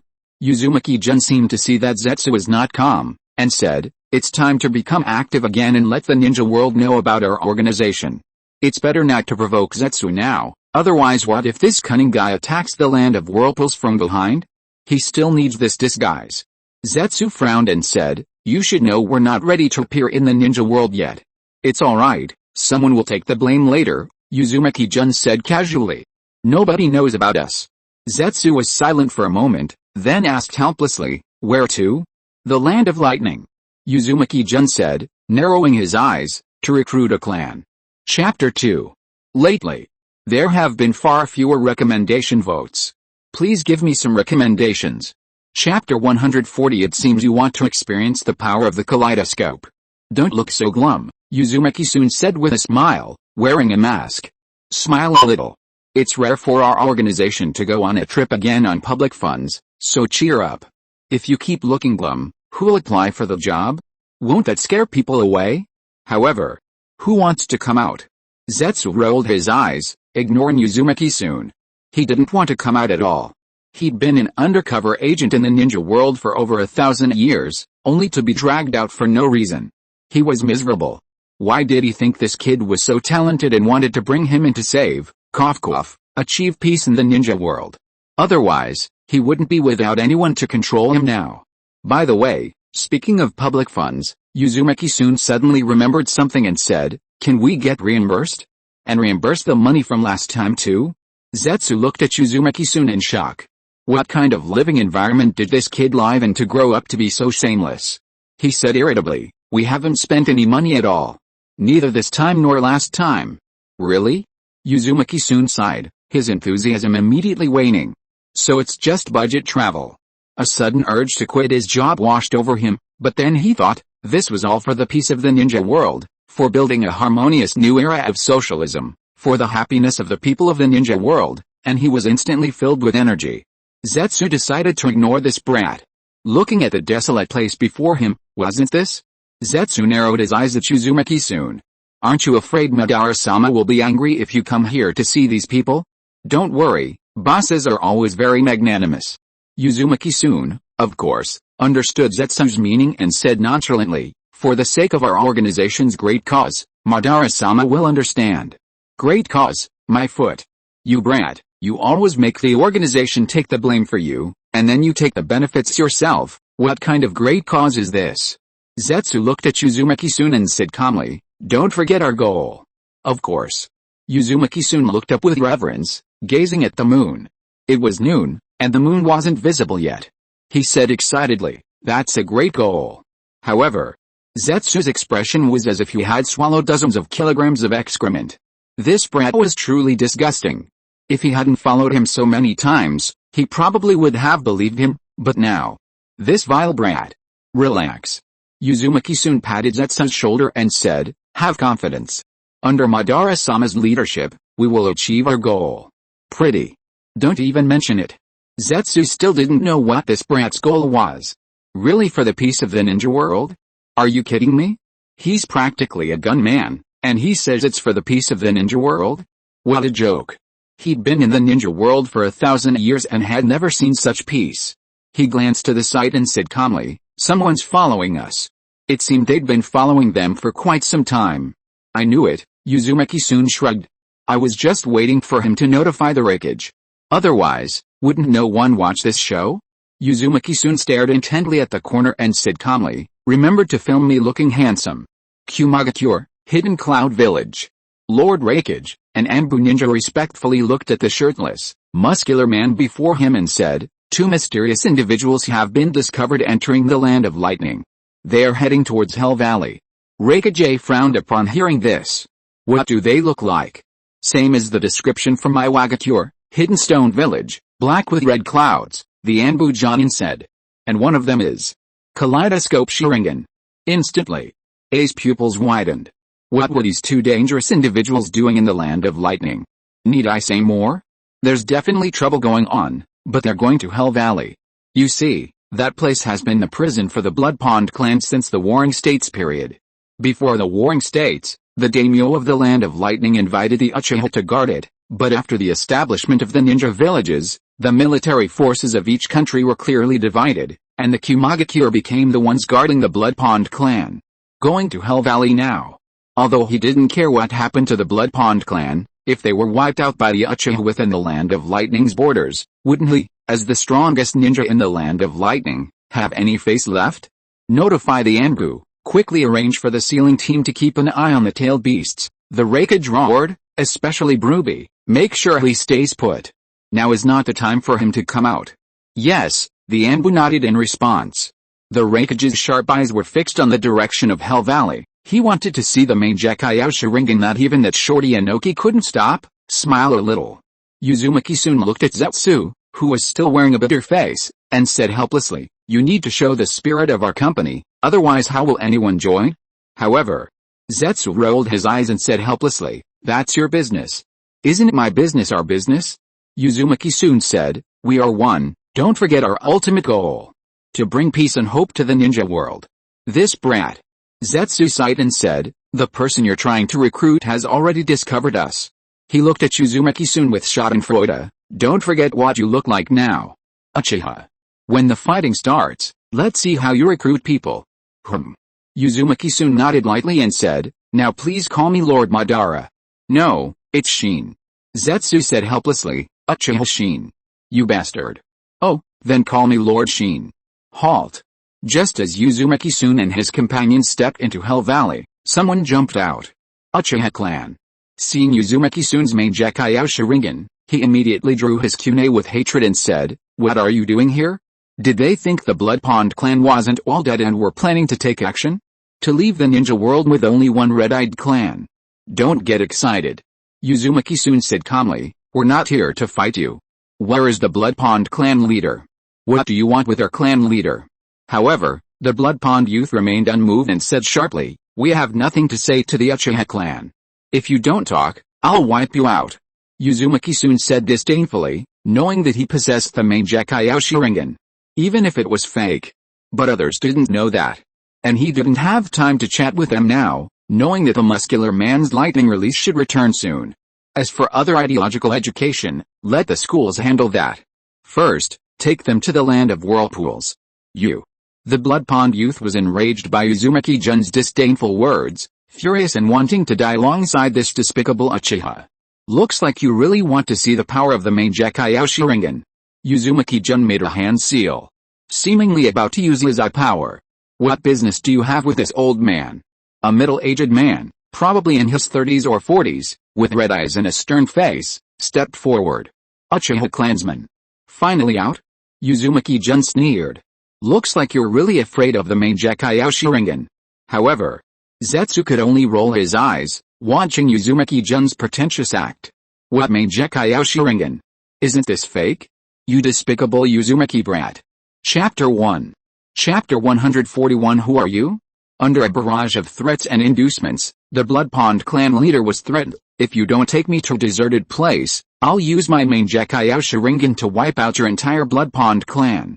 So, the Blood Pond clan leader, filled with resentment, could only lead Uzumaki soon and Zetsu into the depths of Hell Valley.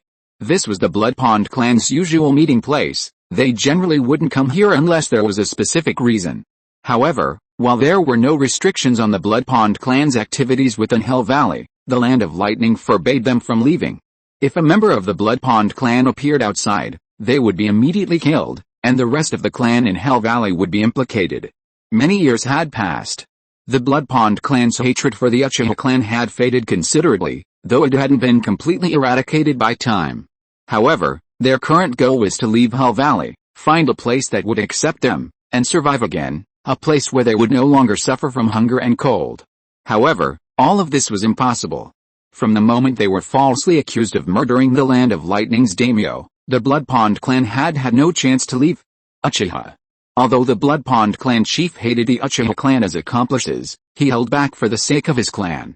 He stood with his hands behind his back and said calmly, "You." Holy crap. The Blood Pond clan chief suddenly froze. Especially when the Mangekyo masked man removed his mask. Removed? A Mangekyo? What the hell? Uzumaki-jun looked at the stunned Blood Pond clan chief with satisfaction. This world didn't even have colored contact lenses, plus hair dye. Who knew this Uchiha clan member was actually from the Uzumaki clan? I am Uchiha. Uzumaki-jun. Uzumaki-jun said, seemingly used to impersonating so many times, the current daimyo of the Land of Whirlpools. The Blood Pond clan chief was completely bewildered by the scene before him. What was going on? Or rather, what was the deal with this Mangekyo? This membrane could actually be removed? A new ability of the Uchiha clan? Oh? This. Seemingly noticing the Blood Pond clan chief's confusion, Uzumaki-jun smiled and said, a specialty of the Land of Whirlpools, colored contact lenses. 1 million each, want one? Zetsu, standing nearby, rolled his eyes. What Land of Whirlpools specialty? He'd investigated the Land of Whirlpools for so many days and found nothing. He'd been an undercover agent in the ninja world for so many years and had never seen anything so strange. Fake? The Blood Pond clan chief carefully took the contact lenses and asked, Uchiha. Uzumaki, my name is Uzumaki-jun, Uzumaki-jun said helplessly, the current daimyo of the Land of Whirlpools. A short man? The Blood Pond clan chief said suspiciously. Does your Blood Pond clan still want a happy and fulfilling life? Saying something like that in front of the person in question. Uzumaki soon took a deep breath and said, I'm only 8 years old. He glared fiercely at Zetsu, who was gloating beside him. If Toby hadn't stayed behind, he wouldn't have been called a shorty. It hurt. He was just a child. 8 years old. The Blood Pond clan chief looked at Uzumaki-sun in disbelief and said, an 8-year-old daimyo? Old man, don't underestimate this little brat just because he's short. Oh my, don't underestimate him just because he's young, he's already a cage. Zetsu wiped a cold sweat from his brow. That murderous aura just now almost killed him. He said, most cage are no match for him. Instantly. The Blood Pond clan chief was shocked. He glanced at Uzumaki-sun and frowned, asking, what are you doing in Hell Valley? Of course, it's to lead your Blood Pond clan to prosperity. Uzumaki-sun said righteously, to improve the happiness index of the ninja world. What the hell? Both Zetsu and the head of the Blood Pond clan had black lines appearing on their foreheads. It's just about taking your Blood Pond clan away from here, Uzumaki-sun said helplessly. Why didn't these people believe him? Everything he did was for the ninja world. Hearing Uzumaki-sun's words, the head of the Blood Pond clan narrowed his eyes and said, aren't you afraid of the Land of Lightning, or rather, the Hidden Cloud Village, one of the 5 great ninja villages? It's fine. Uzumaki-sun nodded casually and said, anyway, it was all the Uchiha clan's doing. The head of the Blood Pond clan finally understood what this brat wanted to do, to shift the blame to Konoha. Looking at that small, delicate contact lens, it really was possible. What does the Blood Pond clan need to offer? The head of the Blood Pond clan said seriously. Although their clan longed to leave Hell Valley, but, if going out meant certain death, it was better to stay here. Loyalty. Uzumaki-sun said, loyalty to the Land of Whirlpools. Alright. The Blood Pond clan chief nodded. Now, besides loyalty, they had nothing else. He wasn't surprised. That's how the ninja world is. If you want to be used, you must have value to be used. So what do you need the Blood Pond clan for now? Gather people, and take you away from here in batches. Uzumaki-sun, wearing a mask and colored contact lenses, said calmly, time is of the essence, hurry up. This time there's no script. Just wipe out Hell Valley. This hatred should be enough. Knock knock. Suddenly, a knock came from the cave entrance. A brat from the Blood Pond clan. Zetsu said helplessly, it's not anyone else. Hearing this, the Blood Pond clan chief breathed a sigh of relief, opened the door, and saw a little boy standing there. He said sternly, Yen, who sent you? They were discussing the future of the Blood Pond clan right now. Father, Miyajo-en said respectfully, I was worried about you, so I came to check on you. He glanced behind the Blood Pond clan chief. Was that masked man a member of the Uchiha clan? Sure enough, red eyes, and those mysterious patterns. However, nonsense, the Blood Pond clan chief shouted, hurry up. Before he could finish speaking, the Blood Pond clan chief felt someone pat his shoulder. Don't get so angry, Uzumaki soon said with a smile, otherwise, you'll have a hard time during your rebellious phase. Looking at Miyajo-en, who is about 10 years old, he thought, this is a ruthless character. Just like Itachi, a ruthless character who personally killed his own clansmen. The Land of Whirlpools provides free education for its citizens, instilling new views on life, values, and the world from a young age, Uzumaki soon said solemnly, pointing out the path to the future for children, so they are no longer confused about the future, transcending base desires, and becoming people who benefit the people. The three of them stared blankly at Uzumaki-san. What did he mean by that? Who are you? Miyajo-en stared warily at the Uchiha man who was almost as tall as him. And shouted, we, the Blood Pond clan, are not afraid of you. I am. Uchiha Madara. Chapter 2. Chapter 142. After scaring that 10-year-old brat to the ground, Zetsu jumped out again, calling himself Lord Sheen. It seems he really wants to hide until the end of the Third Shinobi World War, finding someone who can inherit Madara Uchiha's mantle before daring to hide behind that person. But, can't Uzumaki soon do the same? He has the Sharingan, fire release, taijutsu, and height. He'll grow taller eventually, won't he? Sigh. After being involved in the underworld for over 1,000 years, he's still so cowardly, truly disgracing the name of the Sage of Six Paths brother. So, Uzumaki soon became Uchiha Shin again. And he's not that stupid. If he really impersonates Madara Uchiha at this time, the Second Shinobi World War might drag on indefinitely. After all, if there's a force in the shadows of the ninja world that even the 5 great ninja villages don't know about, and that's so strong, how could they feel at ease fighting? Therefore, Uzumaki-jun's goal this time is to find some opponents for Konoha. Otherwise, Konoha would probably win very easily this time. As Konoha's ally, Uzumaki-jun decided to make Konoha famous and prestigious in this war, thereby consolidating its title as the head of the 5 great shinobi villages. Therefore, several strong opponents are essential to highlight its strength. Looking back at the 5 years of the Second Shinobi World War. Rain Country versus Fire Country, Rain Country versus Earth Country, Rain Country versus Wind Country, Wind Country versus Fire Country, Earth Country versus Lightning Country. Konoha was fighting 2 against 1, and Hirozen Sarutobi even had to break the rules set by his master by sending the Uchiha clan to participate in the war. So, the Uchiha clan is truly pitiful. When they need you, you have to come out and fight. When they don't need you, you can only obediently stay in the village, waiting to be slaughtered if they don't like you one day. This is simply a heartless corporation. Not only are there no weekends off, no pay raises, and you're constantly being made to run errands, but you're also used as a scapegoat when things get tough. If it were you, wouldn't you quit? And look at the Land of Rain in the ninja world. This small country is quite innocent. The 3 great ninja villages of Konoha, Tsunagakure, and Iwagakure ignored the Land of Rain stance, treating it like a battlefield. These 3 villages indiscriminately unleashed ninjutsu within the Land of Rain, terrifying its citizens and causing widespread displacement, without any refusal of permission. Therefore, Hanzo, the Land of Rain's ninja master known as a demigod, fearlessly declared war on the 3 great villages. And then, Tsunagakure and Iwagakure, seeing they couldn't defeat the Land of Rain, switched opponents, while Konoha, after acquiring one of the Sannin, also fled. The Land of Rain, as the victorious nation, fought like a defeated one, especially after listening to the advice of the Konoha's King of Blame, ultimately leading to their own demise. Hanzo probably wants to draw a bloody tragic mark on Danzo's thigh. Even though we all have Zang in our names, you can't treat me like this. You were the one who ordered me to kill, but when you saw you couldn't win, you actually ran away with your men. So, if it weren't for Uzumaki-jun's own luck as a transmigrator, and the fact that the Land of Whirlpools survived, you'd see.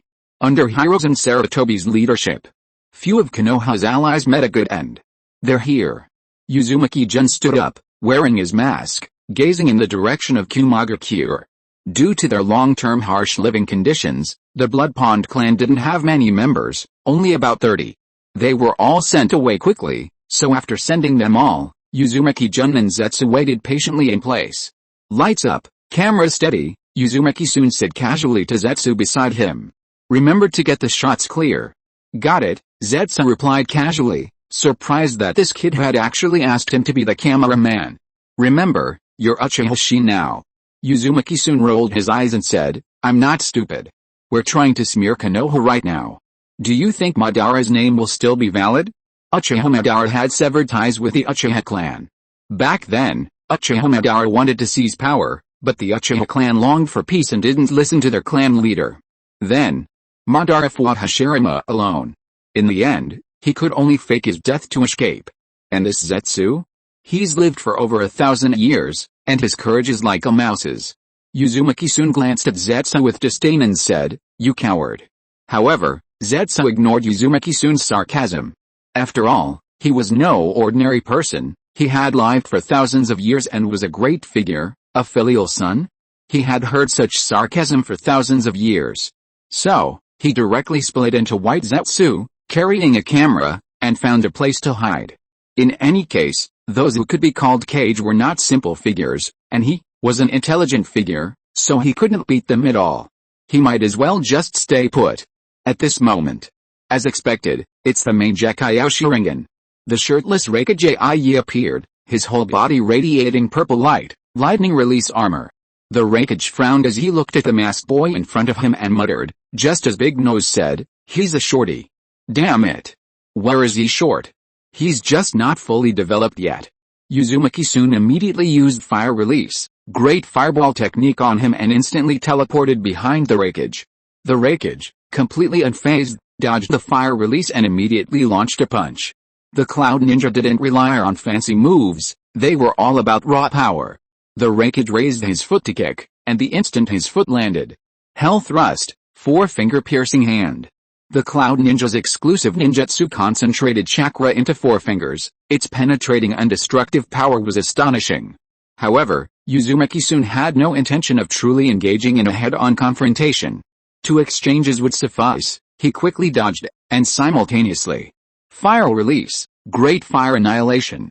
Uzumaki soon formed a hand seal, and with a B-rank ninjutsu combined with his own ninjutsu level and chakra boost, a burst of flame erupted with considerable power. Then, he jumped to the foot of the nearby mountain, calmly watching the Raikage, dodge the fire release. But, boom. The Hell Valley behind him couldn't withstand this fire release and was instantly engulfed in flames. If Inoki was a group attack type, then Raikage was a single target attack type ninja. That's why Inoki was able to separate his flames, while A could only watch this scene with a livid face. They're Kumagakure, lack water style ninjas. Raikage unleashed his full lightning release power, charging directly at the masked man of Koyamaba, about to grab the culprit again. Truly worthy of being one of the 5 Kage. The masked man dodged Raikage's taijutsu and laughed loudly, Uchiha. Lord Shin. Before he could finish speaking, Zetsu suddenly emerged from the ground beside him, calmly saying, Lord Shin. Uzumaki-jun and the Raikage were both stunned. They were fighting so enthusiastically, about to shout slogans, when suddenly someone came to interrupt them. Uzumaki-jun suddenly had something he had to say. He forgot what he was going to say to the Raikage, his act had failed miserably. He glared at Zetsu, realizing he hadn't intended to pretend to be Madara this time. What a terrible teammate. The Raikage ignored him, snapped out of his daze, and threw a punch. Then, he stared dumbfounded at the short, masked man who had blocked him with one hand. This Uchiha, his taijutsu is impressive. Let's fight again next time. Uzumaki-jun shook off the Raikage, glared at Zetsu, and said calmly, Space-time ninjutsu. Hearing this, Zetsu understood what he meant. Wasn't he supposed to pretend to use space-time ninjutsu to leave? Damn it. The Raikage looked at the two trying to leave, especially at the mention of space-time ninjutsu. It seemed the big-nosed guy hadn't lied, that hidden monster really did know space-time ninjutsu. Just as he was about to rush in and interrupt. Goodbye. Uzumaki-jun narrowed his eyes, waved, and said. Then, leaving behind a bewildered Raikage and the Cloud Ninja who had just arrived. Chapter 1. My cold is better, but the complications are really unpleasant. My bronchitis has flared up again. I'm coughing a lot, so I finally managed to go to the clinic. It's a bit late, sorry. If you are listening to this novel on a channel other than Fanfic World, it means it was downloaded and re-uploaded without effort. We warmly invite you to visit our channel, Fanfic World. There you will find the original version of this story and many other novels of various genres. We look forward to seeing you dive into a world of incredible novels. Chapter 143. Late 29th year of Konoha. Yesterday, the Land of Lightning suffered a devastating attack from a mysterious organization.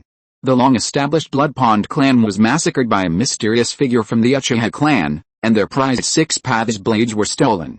According to the wreckage, the terrorists who attacked the Land of Lightning were identical to the mysterious figure who attacked Iwagakure, a short man with a single-eyed, swirling mask, and another strangely shaped figure skilled in space-time ninjutsu. The wreckage warned all the ninja villages to carefully safeguard the property and be wary of thieves.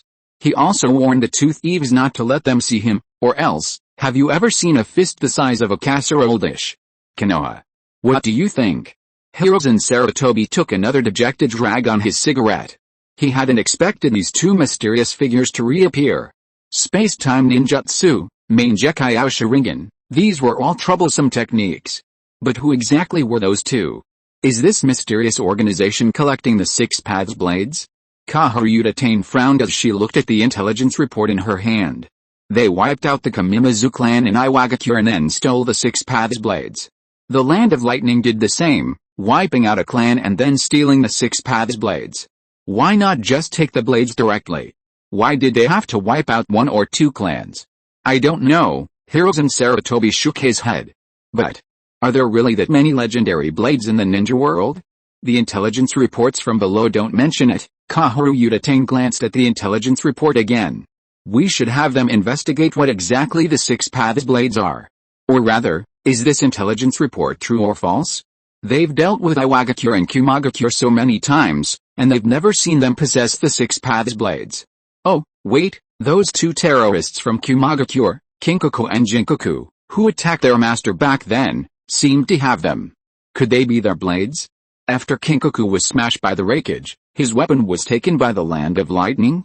I'll arrange it. Hiruzen Sarutobi nodded, taking a drag of his cigarette. This was indeed a blind spot. They needed to clearly understand the true purpose of these mysterious people to avoid being so passive. He turned to Danzo and asked, has the Uchiha clan made any moves lately? He remembered that Danzo had been very close to the Uchiha since his return.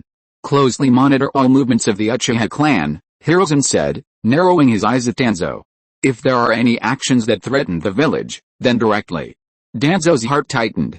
Although Hiruzen hadn't finished speaking, he understood his friend's meaning. The entire ninja world believed that only those from Konoha could possess such strength, especially one with the Mangekyou Sharingan. Who else but the Uchiha clan of Konoha? Therefore, when forced to, for the sake of Konoha's stability and the peace of the ninja world, the Uchiha had to bear the burden. And in the end, Danzo, you'll have to lift this knife. If he kills the right person, it's because the village chief is a good leader. If he kills the wrong person, it's because the subordinates are causing trouble. In the end, he'll just lose his position as the leader of Root for a few days.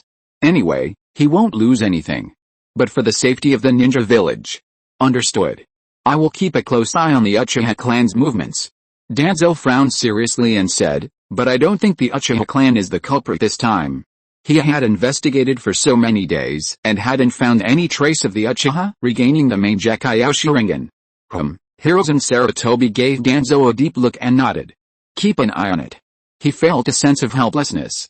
The old Danzo would never explain things for others. If there was anything that threatened the safety of the village, he would take action without caring about the truth.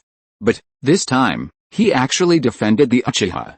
He's really changed. He's changed so much that even his friend of over 20 years doesn't recognize him anymore. Uzumaki. Kakuzu, beaming with excitement, followed Uzumaki-jun to the cave with his notebook. He'd heard that another big client from the Land of Whirlpools was coming today, needing a loan to buy a house, so, he'd tidied himself up early that morning, even washing his long hair, which hadn't been washed in years, using a newly developed shampoo from the Land of Whirlpools. It felt surprisingly comfortable afterward, though the smell was a bit strong, unsuitable for a ninja. Ninjas needed to conceal themselves. How could they hide with a strong odor? But today, for the sake of money, as the finance minister of the land of whirlpools, he'd endure it. And it's an interest-free loan. Uzumaki-jun said helplessly, looking at the excited Kakuzu. Don't go too far, they're a bunch of poor bastards. Because he'd previously taken money without permission, displeasing the finance minister, Uzumaki-jun now consulted Kakuzu before handling anything involving money. Otherwise, what if Kakuzu quit? It's alright.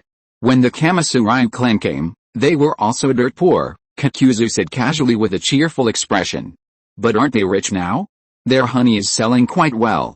Not only have they almost paid off their debts, but they've also paid a lot in taxes. I hope you'll still be happy later. Uzumaki soon said helplessly to himself. The Kushina clan paid off their debts quickly because of their innate advantages, but the Blood Dragon Eye clan, what could they possibly do? Uzumaki soon hadn't even figured it out yet. What are you muttering about? Seemingly noticing something was wrong with Uzumaki-soon, Kakuzu asked with a frown. By the way, what about that big deal you mentioned last time? A big deal? Uzumaki-soon looked at Kakuzu in confusion, then nodded in sudden realization, saying, it really is a big deal. Arms dealing, that's big enough. It's not the right time yet, Uzumaki-soon said helplessly. The war hasn't even started yet, who would buy this stuff? And, then we'll find a Jinan to run an ad, that way we can sell it for a higher price. Isn't it time yet? Kakuzu asked. When? When the war begins. Uzumaki-jun sighed and said, and I'll get you a disguise. The land of whirlpools absolutely cannot be involved in selling weapons. What disguise? Kakuzu frowned and asked, what did that mean? It's just a change of identity, since our current identities aren't suitable. Uzumaki-jun said, you'll find out when the time comes. When? In just 2 or 3 years. The war is coming soon. Although Konoha suffered heavy losses in the first war, as the victorious nation, and also because the land of fire is vast and rich in resources, Konoha recovered quite quickly after the war. Other ninja villages weren't so fortunate. They were either in remote mountain areas or had barren land and severe desertification. Therefore, to catch up with Konoha, war was inevitable. Chapter 2. Chapter 144 The current situation of the land of whirlpools. Skilled in illusions and various blood-related secret arts. This is the characteristic of the Blood Pond clan. Although their abilities are very special compared to the Upper Flow clan, precisely because they are so special, these abilities are basically unusable in ordinary production and daily life. What a headache. Uzumaki soon rubbed his head. The Blood Pond clan had to be settled, after all, they had already taken out a loan from the land of whirlpools. If they couldn't repay it, Kakuzu would hold a knife to their throats and force them to pay. He was that kind of person, a man who loved money more than anything. So for the sake of domestic stability, this matter had to be resolved. The only option is to establish a police system, Uzumaki soon said helplessly, and at the same time, let the Blood Pond clan join the interrogation department. They were quite suited for public service. After all, having lived in Hell Valley for a long time, the people of the Blood Pond clan had learned the virtues of hard work and endurance. Overtime work should probably be no problem for them. Furthermore, because the population of the land of whirlpools is so small, a comprehensive security system hasn't been established domestically until now. Generally, the ninja are temporarily assigned to the military, as all ninjas were trained in the army by Uzumaki-jun in preparation for the Second Shinobi World War. Because, the Second Shinobi World War was unpredictable. When the land of whirlpools survived, the future of the ninja world began to change, especially with his own identity as Shinichihou, and the Akatsuki organization being established over a decade earlier. Even if something unexpected happened in the future, Uzumaki-jun wouldn't be surprised. As for the interrogation department, it's always been staffed by members of the Uzumaki clan, so everyone knows their interrogation methods. One word, beating. Beating you until you confess. However, these things are child's play for ninjas. Even if you fed a sow aphrodisiacs or scattered honey on ants, they probably wouldn't even blink. Ninjas are that tough. So, the inclusion of the Blood Pond clan, doesn't that also signify that the land of whirlpools has entered civilized society? At least interrogations won't require torture anymore. At the same time, the police force needs to include some ordinary people. Uzumaki soon lay back in his chair, frowning as he pondered, otherwise, if everyone is a ninja, it will definitely be detrimental to future development. After all, everything he was doing now was to try to level the playing field between ninjas and ordinary people, thereby liberating productivity. Otherwise, wouldn't he just be repeating the path of Oshirama and Naruto? Perhaps with his overpowered aura abilities, peace in the ninja world could be achieved now, but what if he traveled through multiple worlds? Would the ninja world fall into chaos again? Host, stop dreaming. You can't travel through worlds except with me. Uzumaki soon completely ignored the system's words. By raising the status of ordinary people and weakening the influence of ninjas in killing, from that moment on, the land of whirlpools was already at odds with the entire ninja world. After all, this world was still dominated by ninjas. Therefore, the land of whirlpools had to become stronger than any other country. Only when they saw that they couldn't win would the ninjas of these countries adapt to the times and begin to reform. And, those prisoners were the backbone of the ninja reforms that swept across the major nations. Have all the prisoners been ransomed? Uzumaki soon asked, looking at Uzumaki Hibiki, who was recording his words. How is the moral education going? Judging from the reports, things are going quite well, Uzumaki Hibiki said, putting down her pen. I hear those ninjas are terrified of even a pen now. And they've learned to be courteous and respectful to elders and children. At this point, Uzumaki Hibiki felt a pang of annoyance. Learning these things in this era, they'd probably be ready to retire by the time they got back. After all, it's a life or death struggle these days. Who knows if the civilians you release will stab you in the back. However, very good. Uzumaki soon nodded in satisfaction. If he weren't worried about it being too abrupt, he would have wanted to impart all the Confucian culture, which had ruled China for over 2,000 years and undergone numerous revisions by the ruling class, to them, teaching them propriety, righteousness, integrity, and a sense of shame. Sigh, it's still a bit of a regret that he didn't promote Chinese culture in this other world. Moreover, there are still too few people learning advanced knowledge. With so few people, how can they lead the ordinary people to overthrow the ruling class and achieve victory? Their village chief could probably wipe them all out with a single ninjutsu. By the way, news came from the research institute today that the first amphibious assault ship has been completed, Hibiki Uzumaki said to Sun Uzumaki. It will undergo a sea trial this afternoon. Successful? Sun Uzumaki was stunned, not expecting it to succeed so quickly. Although the main technologies had been mastered, all that remained was to integrate them. And this was just a wooden amphibious ship. The technology wasn't very advanced, simply replacing the propulsion with chakra.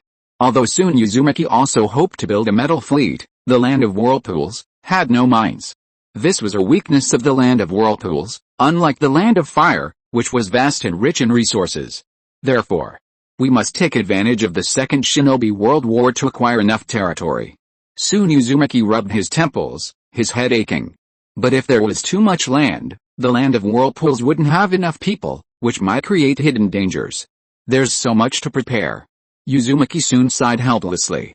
He didn't have many options left and could only take things one step at a time. Let's go see the ninja world's first amphibious warship. Yes. Uzumaki Hibiki replied respectfully. In the early 30th year of Konoha, the Iwagakure and Kumagakure villages were attacked by a mysterious organization, causing widespread panic throughout the ninja world. The mysterious figures possessed space-time ninjutsu in the main Gekkai Sharingan, and the villages with tailed beasts were all carefully guarding their creatures. Although, according to information from above, this group of mysterious figures didn't seem to be after the tailed beasts, but rather collecting legendary weapons, the main Gekkai Sharingan remained a nightmare for them. After all, Madara Uchiha had dominated an era, riding the nine tails as easily as riding a dog. These were things no village or tailed beast wanted to recall. Therefore, the main Gekkai Sharingan had to die. However, they were powerless to stop them, as these mysterious figures possessed space-time ninjutsu, making capture extremely difficult. Even the 5 great ninja villages were unaware of the mysterious men's true identity, only knowing that one of them possessed the main Gekkai Sharingan. Of course, the truth remained unknown. Whether the mysterious man was actually a member of the Uchiha clan of Konoha was still a mystery. The Jinchuriki system must be established as soon as possible. Hiruzen Sarutobi said helplessly to Danzo before him. Lord Miro is too old to suppress the Nine Tails anymore. If the mysterious man were to attack Konoha, things would be disastrous. Danzo frowned, nodded, and said, it's been underway, but there's still no progress. Keep trying. Hirozen Saratobi said wistfully. Hopefully, the other villages won't. Sigh. Chapter 1. Chapter 145. It was late 31 Konoha. A tense atmosphere gripped the entire ninja world, especially in the land of rain. Hanzo of the Salamander had something on his mind he didn't know whether to say, especially seeing the frequent visits of the three great ninja villages, Konoha, Suna, and Iwa, to the land of rain. He felt an urge to curse them. What were they trying to do? Were they taking advantage of the land of rain's civil war to fish in troubled waters? In the past few days, the rain ninja had captured many spies from other villages. Weren't they afraid of him, the demigod of the ninja world? After the death of the god of shinobi, and his brother, who in the ninja world could rival him? Of course, that brat from the land of whirlpools didn't count, he hadn't fully developed yet. Perhaps he would surpass him when he was 17 or 18, but definitely not now. He, Hanzo of the Salamander, the demigod of the ninja world, was extremely confident because he was at his peak and feared no one. The rulers of the land of rain are all idiots. It's just a small country, yet it's plagued by a long-standing civil war, causing widespread suffering and misery. The number of people dying in the civil war every year is simply too high, which is why the land of rain's population has plummeted and its military strength has gradually weakened. Otherwise, under his leadership as a demigod of the ninja world, the Rain Village would have long been known as the sixth greatest ninja village. Arrange for the Rain Ninja in various locations, Hanzo of the Salamander said calmly, wearing his mask. Keep a close eye on everyone entering and leaving the land of rain, to prevent infiltration by spies from other ninja villages. Yes. The Rain Ninja beside Hanzo of the Salamander replied respectfully. Peace. Hanzo of the Salamander gazed at the country, known as the land of rain because of its perpetual rain. This country had no peace whatsoever. From the time he was born until now, it had been embroiled in internal strife. As a child, a group of detestable researchers in white coats implanted a highly venomous sac from a black salamander into his body, subjecting him to unimaginable pain from a young age. However, this very pain ultimately earned him the title of demigod of the ninja world. But those very people were also ultimately killed by him. Because of this venom sac, he lived a life of solitude. The ninja world. Hanzo the Salamander said coldly, there is no peace. Selfishness and despicableness are what the ninja world should exist in, pity is only for the dead. The land of rain is the same. Whether you are an adult or a child, when you are born, fate has already determined your future, which is utter darkness, the land of whirlpools. Today's meeting topic is the Second Shinobi World War, Uzumaki-jun said solemnly. The shinobi world is becoming unbalanced again. When the three great shinobi villages of Konoha, Suna, and Iwa began gathering troops in the land of rain, Uzumaki-jun knew the Second Shinobi World War was about to break out. Especially those three shameless villages, actually using another country as a battlefield. No wonder Hanzo was furious. Uzumaki-jun was speechless. Who came up with such a shameless act? Did the flowers and plants of another country have life? Sigh, the increasingly aged elder said wistfully, is another war coming? He had experienced countless wars in his life, so in his old age, he had begun to fear war. Moreover, in recent years, due to his dedication to scientific research and his aging body, his strength had declined considerably. But he was worried. If all the elders of the clan passed away, would anyone inherit the research institute? This was the hope of the land of whirlpools. So many years of inventions have shown them a different path, a path that will make the land of whirlpools even stronger. The science department at the land of whirlpools affiliated elementary school still can't recruit a single person, the elder said with a wry smile, looking at Uzumaki-jun. Those who can't become ninjas simply give up, no one wants to become a scholar. In that case, the research institute will have to close down. However, Uzumaki-jun was also troubled by this. After all, the mainstream of the ninja world is ninjas, and long-held beliefs aren't easy to change. So this can't be rushed, it can only be gradually reversed. Moreover, science is very unscientific. Once a genius appears, there might be a leap forward in technology. I'll think of a way, Uzumaki-jun said helplessly. During this war, the land of whirlpools will still absorb some refugees. There should be some who like science then. For now, he should appease the elders. Despite their advanced age, they still worry about the land of whirlpools. Just think of their tireless research into the land of whirlpools technology, you can tell how much they love it. This time, We must declare that the land of whirlpools is neutral, Uzumaki-jun said solemnly. No matter which ninja village seeks an alliance, the land of whirlpools must refuse. This must be made clear, because the Uzumaki clan's constitution is too unique. If not handled properly, the land of whirlpools might be constantly embroiled in war. Only by clearly stating a neutral stance, not taking sides, will other ninja villages feel at ease. Alliances are not suitable for the land of whirlpools now. Only when the land of whirlpools becomes powerful, reaching the level of the 5 great nations, can they seek alliances, and then the alliance will be led by the land of whirlpools. For now, it's best to play it safe. Understood. The clan head nodded and said, I will be careful. Diplomacy has always been managed by the clan head. Especially Konoha. Uzumaki soon said, frowning. Ignore anyone seeking an alliance. Konoha has been under immense pressure during the Second and Third Shinobi World Wars. Didn't you see Hiruzen Sarutobi slowly lifting the Uchiha clan's restriction on leaving the village? It's all because of insufficient manpower. So we must be extremely cautious when Konoha tries to talk about friendship or long-standing ties. Cooperating with Konoha now will only lead to ruin. Gato, you'll have to work hard lately. We need to start preparing supplies. Uzumaki soon looked at Gato, who had gained some weight from socializing, and said helplessly, and take care of your health. Understood. Gato nodded and said, it's about the merchants in the land of whirlpools. Merchants are always among the most perceptive people in the world. They've already sensed the unusual situation in the ninja world, so some merchants from the land of whirlpools have started to leave. As for health, so what if he's a little overweight? No big deal.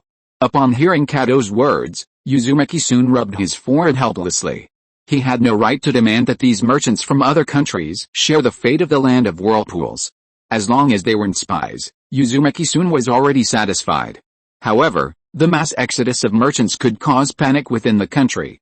Send someone to calm the situation, Uzumaki soon said after a moment's thought. If it's merchants selling important goods leaving, arrange for someone to take over their shops and goods. Daily necessities like firewood, rice, oil, and salt are essential and cannot be lacking. Bring goods from outside to sell. This was the only option now. Stabilizing the domestic situation was crucial before discussing the next step. Understood. Kato nodded and said, if anyone is uncooperative. His eyes narrowed. He knew how to handle business matters, but he couldn't afford to tarnish the reputation of the land of whirlpools. After all, foreign merchants were still very important. Then everyone except Kakuzu, go and prepare. Uzumaki-jun glanced at Kakuzu and said, remember, domestic stability is always the top priority. Understood. After everyone left, Uzumaki-jun turned to look at Kakuzu, a mysterious smile playing on his lips, and said, it's time for us to go and do some big business. Chapter 2. Chapter 146. Please call me. Ever since Uzumaki-jun mentioned a major deal when war was imminent, Kakuzu had been eagerly anticipating it. After all, a deal that a ruler of a nation could call a major deal couldn't be just a matter of a few $100 million, it would have to be at least $1 billion. So, why are you bringing all this out? Kakuzu frowned, watching Uzumaki-jun don the black cloak with red clouds again. He'd seen this outfit before, but what was going on? Did he have to change into formal attire for this business meeting? Sigh, I have to conceal my identity. Uzumaki-jun helplessly summoned another cloak, saying with a sigh, the land of whirlpools can't afford to be too reckless right now. Otherwise, we might easily get caught up in the battle between the 5 great shinobi villages. This was something Uzumaki-jun had been avoiding. After all, the land of whirlpools was still developing, and if too many people died because of war, it would take even longer for the land of whirlpools to become powerful. They still didn't have enough people. So, what identity will we use this time? Kakuzu asked, frowning. Indeed, concealing their identities was essential. After all, his own identity was something he couldn't reveal. He, Kakuzu, was a man who had sparred with the first Hokage. Being recognized would be dangerous. The Akatsuki, Uzumaki-jun said righteously, the mysterious organization I joined last time, an organization that fought for peace in the ninja world. You can tell from its name, Akatsuki means bringing light and hope to the ninja world. The founder of Akatsuki wanted to build a bridge of hope to world peace through communication between people. Uzumaki-jun said with a regretful expression, it's just that he died a little too young. I never imagined there were such figures in the ninja world. Kakuzu exclaimed in shock, I've roamed the ninja world for decades and never heard of such a person. It's a bit of a pity. In this era filled with war, there were still people who thought of pointing out a path of light for this era. Truly remarkable. Just like Senju Hashirama, a great figure who fought for peace in the ninja world. Although he had attempted to assassinate Hashirama Senju back then, he still greatly admired Hashirama's peace ideals. It's just that in the end, the ninja world remained unchanged. Yes. Uzumaki soon nodded, saying, indeed remarkable. It's just that he wasn't born yet. Wasn't the original founder of Akatsuki Ohiko, who died young? He wasn't wrong. But believe in us, we will definitely forge a path full of future for this sick ninja world. Uzumaki soon held 2 sets of colored contact lenses in his hand and said, a democratic republic, a socialist path full of ninja world characteristics, as a transmigrator, a progressive and promising young man who had received 9 years of compulsory education and grew up under the Red Revolutionary regime, plus the system, there was still a very good chance. But, those eyes of yours. Kakuzu frowned, thinking for a moment after seeing Uzumaki-jun put on his colored contacts, and said, I feel like I've seen them somewhere before. You should have seen them in an ancient text. Uzumaki-jun blinked, adjusting his eyes which were a little uncomfortable from wearing the contacts, and said, because these are the legendary Rinnegan. He couldn't impersonate Uchiha this time. After all, that disguise had already been given to Konoha. This. Kakuzu's pupils shrank upon hearing Uzumaki-jun's words, and he said in disbelief, the Rinnegan. These are legendary eyes. You've seen them before? Yes. Uzumaki-jun nodded and said, I almost inherited those eyes last time. He was almost scared to death by Madara. By the way, do you want a pair? It's safer to change everything, from his hair to his eyes. He's 11 now, and he's grown quite a bit taller. No one should be able to tell. After all, few people would think that Uchiha is actually an 8-year-old child, still developing. The Rinnegan? Kakuzu frowned, thinking for a moment. He sensed that Uzumaki-jun didn't want to discuss the Rinnegan further, so he didn't ask again, simply saying, sure. However, too many Rinnegans would look too fake. Uzumaki-jun shook his head, saying, we're going to do business this time, not for the top ninja headlines. If 2 pairs of Rinnegan appeared at the same time, regardless of any grudges or hatred, the 5 great ninja villages would stop their war and form a united front for their own benefit, to find out what was going on first. After all, these eyes are incredibly intimidating. That's true. Kakuzu nodded and said, in that case, whatever you like. Uzumaki-jun thought for a moment and then exchanged a pair of Toad Sage Mode contact lenses for Kakuzu. Anyway, it was just to conceal his true identity, so anyone would do. As for himself, it was to intimidate the other party. Only in this way would the other party not act recklessly. After all, there were quite a few ninjas who disguised themselves as bandits.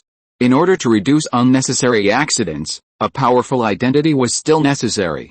So, from this moment on, please call me.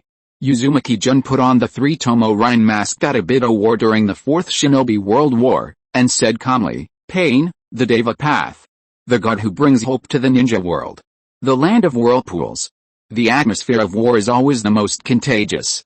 So once the merchants left and the police in the land of whirlpools began to strengthen security management, the civilians of the land of whirlpools knew that something was about to happen. Shota, do you think something's going to happen lately? A young man asked his companion. Something feels off. Yes, something's off, Shota said, frowning. Many shops in the commercial district are closed. It seems they've all left the land of whirlpools. Why did they leave? Yuma asked, puzzled. Wasn't the land of whirlpools a good place? The land of whirlpools was the best place he had ever lived. No hunger, no cold, and the ninjas wouldn't bully them. You could say there wasn't a better place in the ninja world than the land of whirlpools. I don't know either, Shota shook his head, but seeing a figure approaching, he said, Wenrin's off work. We can go ask him. Wenrin was lucky enough to be selected when the police station was recruiting, so he's quite famous in their circle now. They ask Wenrin about any policies or plans the land of whirlpools has that they don't understand, and Wenrin is a helpful person who never gets annoyed by their questions and always explains things patiently. Wenrin. Yuma saw them too and quickly raised his hand to greet them. Over here. A short-haired youth who had been frowning and thinking as he walked was called by someone. He looked up and smiled when he saw who it was. It's Yuma and Shota. He ran towards them. Wenren. Yuma, an impatient person, couldn't hold back and asked directly. Is something going to happen in the land of whirlpools lately? You guys. Wenren saw that Shoto was also looking at him with curiosity, and hesitated for a moment before saying, have you noticed it all? Yes. Yuma quickly nodded and said, the atmosphere has been a bit strange these past few days. Especially in the shopping district, a lot of people have run away from there. Shut up. But seeing Wenren's silence, Shoto quickly stopped Yuma from continuing to ask, what are you doing? Yuma was unhappy to be interrupted and shouted. However, Shoto ignored him, looking apologetically at Wenren, and said, sorry, if it's classified, you don't need to tell us, otherwise you might get punished. Oh, Yuma suddenly understood what was going on and said apologetically, I'm sorry, I didn't mean to. It's alright. Wenren shook his head and smiled, it's not a secret, you'll find out in a few days anyway.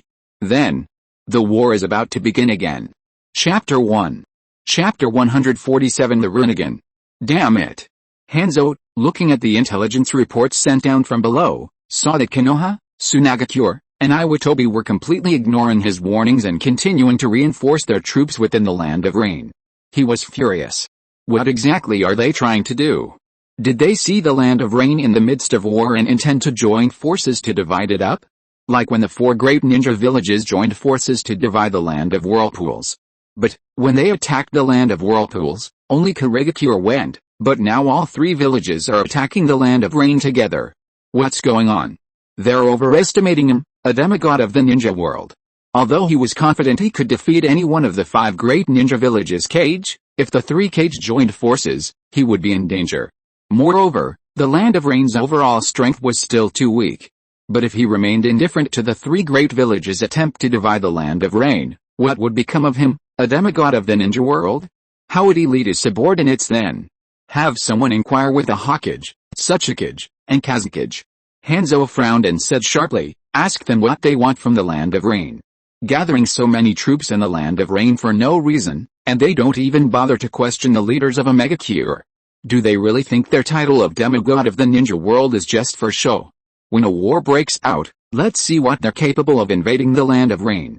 As long as the weather in the Land of Rain doesn't suddenly change, then Hanzo the Salamander is the god of the ninja world in the Land of Rain. Suddenly, Lord Hanzo, 2 strangely dressed people have entered the Land of Rain. A rain ninja entered, knelt on one knee, and said respectfully, just like the mysterious figures from Iwagakure and Kumagakure. What did you say? Hanzo of the Salamander was taken aback by the rain ninja's words and asked, what are they doing here? The Land of Rain doesn't have the legendary bladed weapons. The Land of Rain is still the same as always. Kakuzu looked around at the men, women, and children, all of whom appeared hungry, malnourished, and dressed in tattered clothes, and sighed. This is a common scene in the ninja world. He had never seen the peaceful and prosperous state of the Land of Whirlpools in all his years of life. Rule of law, that was the governing philosophy of the Land of Whirlpools. It not only bound ordinary people but also all ninjas. Governing a country in this way was unprecedented in the ninja world for so many years. After all, the power of ninjas was crucial in this world, and if their status were lowered, the country would undoubtedly descend into chaos. Only a country that had always been ruled by a single clan had the potential to make such a change. The Land of Whirlpools is still the best. Kakuzu remarked with a sigh. Well, there's nothing we can do about it. Uzumaki-jun shook his head and said, because of the long-term war in the Land of Rain, even adult men and underage men have been captured to participate in the war, so this country. It's quite pitiful. Why did Yuhiko establish the Akatsuki organization back then? Wasn't it to quell the internal strife in the Land of Rain and bring a bit of peace to it? It's just unexpected that he died so young. But even though Nagato was fooled by Madara and Zetsu, after he suppressed Hanzo, didn't he govern the Land of Rain quite well? He was even regarded as a god by the people of the Land of Rain, and even Konan was called an angel. The people in the other villages don't live as badly. Uzumaki-jun looked away from the refugees with their blank stares and tragic expressions. As a promising young man of the 21st century, even though he had lived in the ninja world for so long, he still couldn't bear to see this scene.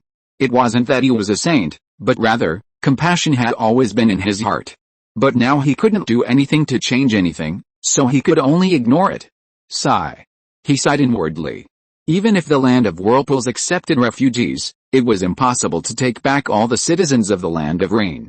A harmonious society was a long and arduous journey. Unable to bury it? Kakuzu seemed to see through Uzumaki-jun's thoughts and sneered, those in power don't need compassion, even if they do. That's only for the land of whirlpools.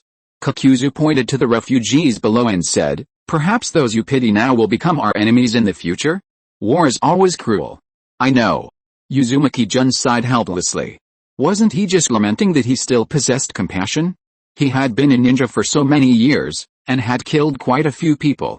He was just lamenting that he hadn't lost his heart, that he hadn't thought that because he was a transmigrator with a system, he could ignore the native inhabitants. He had always been fighting for a harmonious society. Let's go. Kakuzu, wearing a frog mask, said in a cold tone, I don't know what kind of business is worth negotiating in this poor place. Big business should be done with the 5 great ninja villages. Isn't this to build a reputation first? Uzumaki-jun shrugged, dismissing other irrelevant thoughts, and casually said, cooperating with the 5 great ninja villages is too dangerous, a slight misstep and we might be exposed. Although he knew the Flying Thunder God technique, who knew what unexpected things might happen? It was better to take it one step at a time.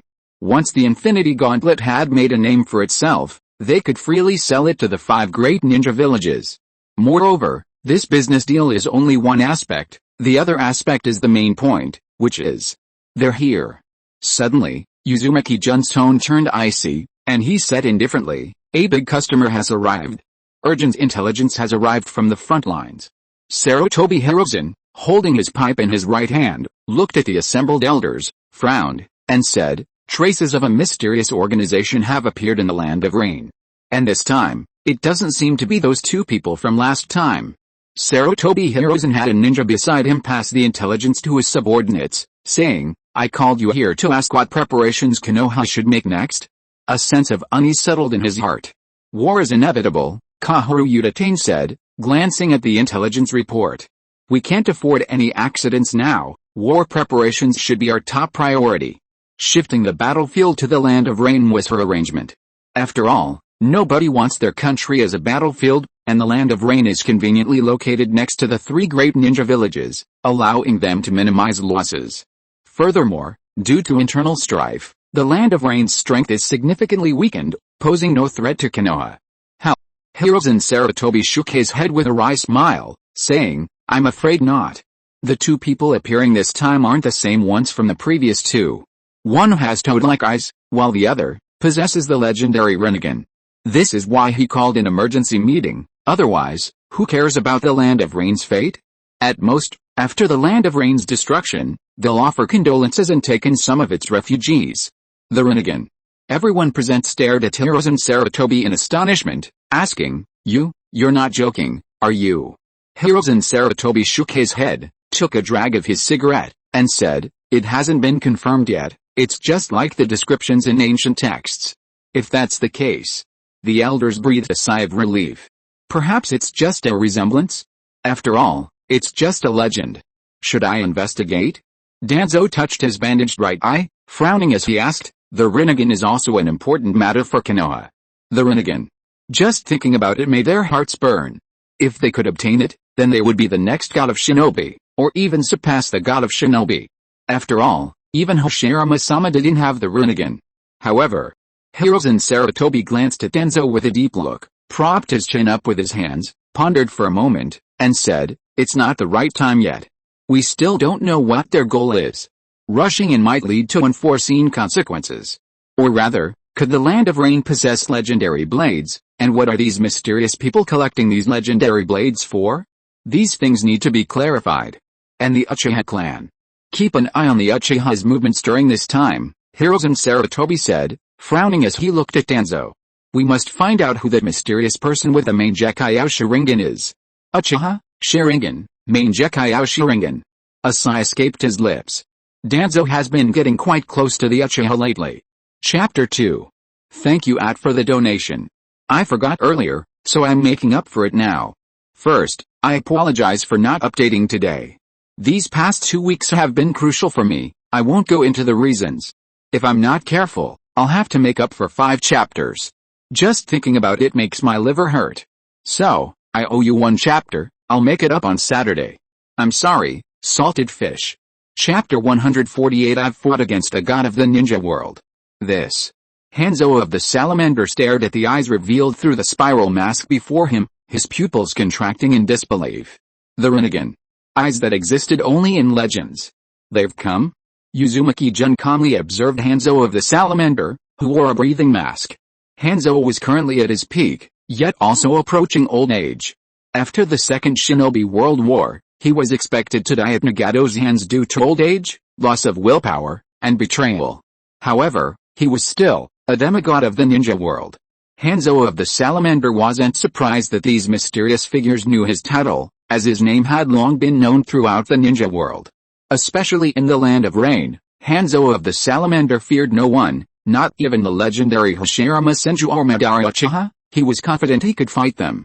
In the Land of Rain, Hanzo of the salamander, possessed a built-in buff.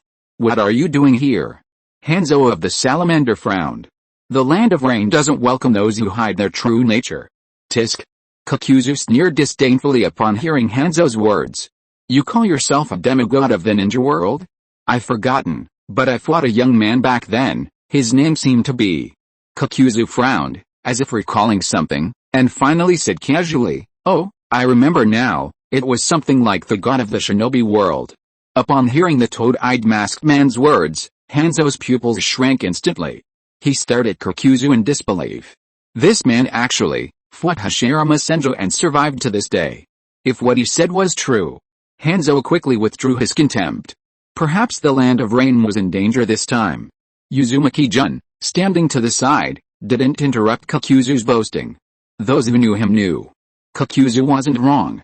He did indeed fight Hashirama Senju and survived. As for how they fought? Was that the point? Just like back when he was only a jonin, didn't he also say he was evenly matched with Hashirama Senju? This is just commercial hype, it's normal. Didn't you see the effect was quite good? Hanzo of the salamander was completely dumbfounded.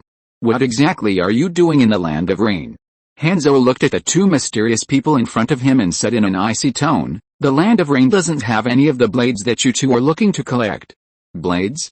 Uzumaki-jun was stunned for a moment, then came to his senses and said, we're not here to collect blades. He almost forgot. The ninja world all thinks they are collecting the Six Paths blades. How did this rumor spread? Uzumaki-jun didn't know. Anyway, he remembered that when he and Zetsu went out to work, they didn't do anything like stealing. How did they suddenly become the ones who stole the legendary blades? We're here just to make a deal with the Land of Rain. A deal? Hearing the masked man with the Rinnegan speak, Hanzo frowned and said, the Land of Rain has no intention of making a deal with a bunch of cowards. If you want to, then take off your mask first. However, Uzumaki-jun wasn't intimidated at all. His own country was being used as a battlefield, and he was still putting on airs. If that was the case, he might as well just stay hidden in the Land of Rain. So, in that case, Uzumaki-jun said calmly, looking at Kakuzu, we'll go find Konoha. I believe they'll be very interested. After all, that's a weapon that will change the ninja world. Kakuzu nodded calmly. Seeing that the two ignored him and turned to leave, Hanzo of the salamander panicked and quickly said, what do you take the Land of Rain for? Coming and going as you please? Especially after hearing about a weapon that could change the ninja world, had they discovered something from the legendary weapon? If that's true, and Konoha gets it. Konoha is already strong enough. If it gets stronger, then, wouldn't it unify the ninja world? So, while things are unclear, we must keep them here. But, do you want to test the power of the gods? Uzumaki-jun hovered in midair, calmly looking at Hanzo the salamander who wanted to attack, and said expressionlessly, but you will suffer divine punishment. Although he didn't have true heavenly path gravity, he could still fly. Super light heavy rock technique, a show-off artifact. The salamander was stunned when it saw this scene, then quickly came to its senses and summoned its own salamander, looking at Uzumaki-jun, and said calmly, this is the Land of Rain. As the leader of a megacure, Hanzo the salamander feared no one. Whether it was the god of the ninja world, or anyone who had fought against the god of the ninja world. Tisk tisk. Kakuzu felt the time was right and said to Uzumaki-jun in midair, Padmasambhava, we're here to talk business, not fight. Get down here quickly. It seems this demigod of the ninja world wants to have a chat with me. Meanwhile, Hanzo of the Salamander didn't speak again, simply recalling his salamander and calmly observing the two before him. It would be best if they didn't fight. The situation in the Land of Rain was unclear, and he didn't want to create further turmoil. Moreover, he wanted to see what weapons these two possessed that could change the ninja world, especially the one with the Rinnegan who even called himself a god. Even someone as tough as Hanzo of the Salamander dared to call himself that. Padmasambhava? How laughable. He just didn't know why, but seeing the Rinnegan made him feel a little uneasy. HMPH. Uzumaki-jun landed on the ground, snorted coldly, and said nothing. At this moment, he was a god. Padmasambhava, quietly maintaining his composure was the right thing to do. So, this is what we're trading. Kakuzu pulled out a glove and said calmly, a weapon that will change the ninja world. As long as there's money to be made, integrity is irrelevant. He'd lived for so many years, he'd long since abandoned that. He himself didn't even know how to promote this glove. Was it even useful? One fire release technique and it was ruined. The uncut version might have some use, but the cut version, not only was it weak and of poor quality, but it was also a waste of money. Did Kakuzu look like the kind of person who would waste money on something like this? So he'd better sell it to someone else. As for the drawbacks, sorry, Akatsuki goods are non-refundable. And, when Hanzo of the Salamander saw the glove, he gave a look that said, are you kidding me? This piece of junk glove, changing the ninja world, did they really think he, Hanzo of the Salamander, was only good for drugs? So, Kakuzu, looking pained, pulled out another card.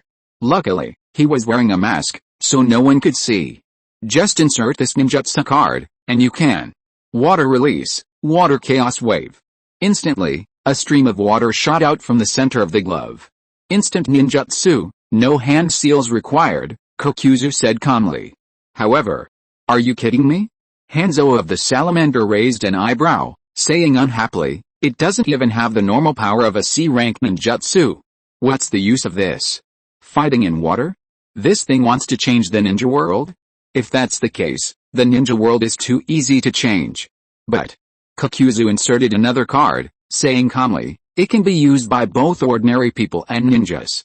Chapter 1. Chapter 149. He comes from Konoha. Ordinary people can use it too. Hearing this, Hanzo of the Salamander was shocked. If what the toad-masked man in front of him said was true, the ninja world could really change. Why do ninjas hold such a high position and can kill civilians at will? Isn't it because they control chakra and ninjutsu?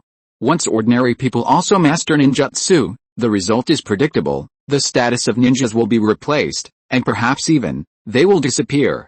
I absolutely will not allow such a thing to appear. Hanzo of the Salamander summoned his salamander and shouted fiercely, this thing will bring war to the ninja world. Although the power of this weapon is still small now, if it is obtained in the future. Why have weapons evolved so much? It's because of years of war. If this weapon is like ordinary weapons, its power will gradually increase. Ninjas and ordinary people will inevitably go to war. Because no one wants their life controlled by others. However, tisk tisk. Kakuzu sneered, when has the ninja world ever been peaceful? It's laughable. For thousands of years, from the Warring States period to now, when has the ninja world ever truly been peaceful? Bringing war to the ninja world? Don't be ridiculous. Even without this thing, ninjas will fight and kill as they please, nothing will change. So, fearing future war is just an excuse. Are you going to make a move? Kakuzu looked at Hanzo of the Salamander and said calmly, how naive? Leaving aside whether they could win or not, just the fact that the brat next to them knows space-time ninjutsu already puts them in an invincible position. What's the point of fighting? It's just a waste of time. At most, they can go to another store. Right now, it's the time of war, there are plenty of places in the ninja world that want to buy weapons. Haven't you seen how well the Takumi Nin village sells kunai and shuriken? So, since you're not buying. Kakuzu shrugged and said indifferently, sorry to bother you, tisk tisk. The Land of Rain, surrounded by the three great ninja villages, I wonder what will happen? Then, he turned around and approached Uzumaki-jun, intending to leave. However, upon hearing this, Hanzo of the Salamander fell silent. The Land of Rain was currently in a state of uncertainty. If the three great ninja villages were to actually hunt down the Land of Rain might truly become history. Therefore, The salamander immediately abandoned his plan to stop them. Let's go. Kakuzu looked at Uzumaki-jun and said, let's go to another ninja village. Uzumaki-jun nodded and said indifferently, okay. Space-time distortion occurred around them, and the Flying Thunder God technique was slowly activating.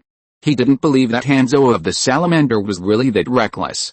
Even if he was, he would probably stop attacking if he saw that they knew space-time ninjutsu, because further action would only be a waste of energy. So, stop. Sensing the fluctuations in space-time, Hanzo of the salamander sighed and said, this weapon. How much? The Land of Rain. When they heard about the appearance of the mysterious organization, the three great ninja villages were all observing, yet secretly they were still slowly gathering forces in the Land of Rain. They didn't know why the mysterious organization would appear at this time, but that incredible Mangekyou Sharingan and space-time ninjutsu were things that ordinary ninjas didn't want to face. Especially the Hidden Stone Village. That Tsuchikage remembered that night, the Hidden Stone Village surrounded by raging flames. That Uchiha was really strong. So strong that even he, the Tsuchikage, dared not easily claim victory.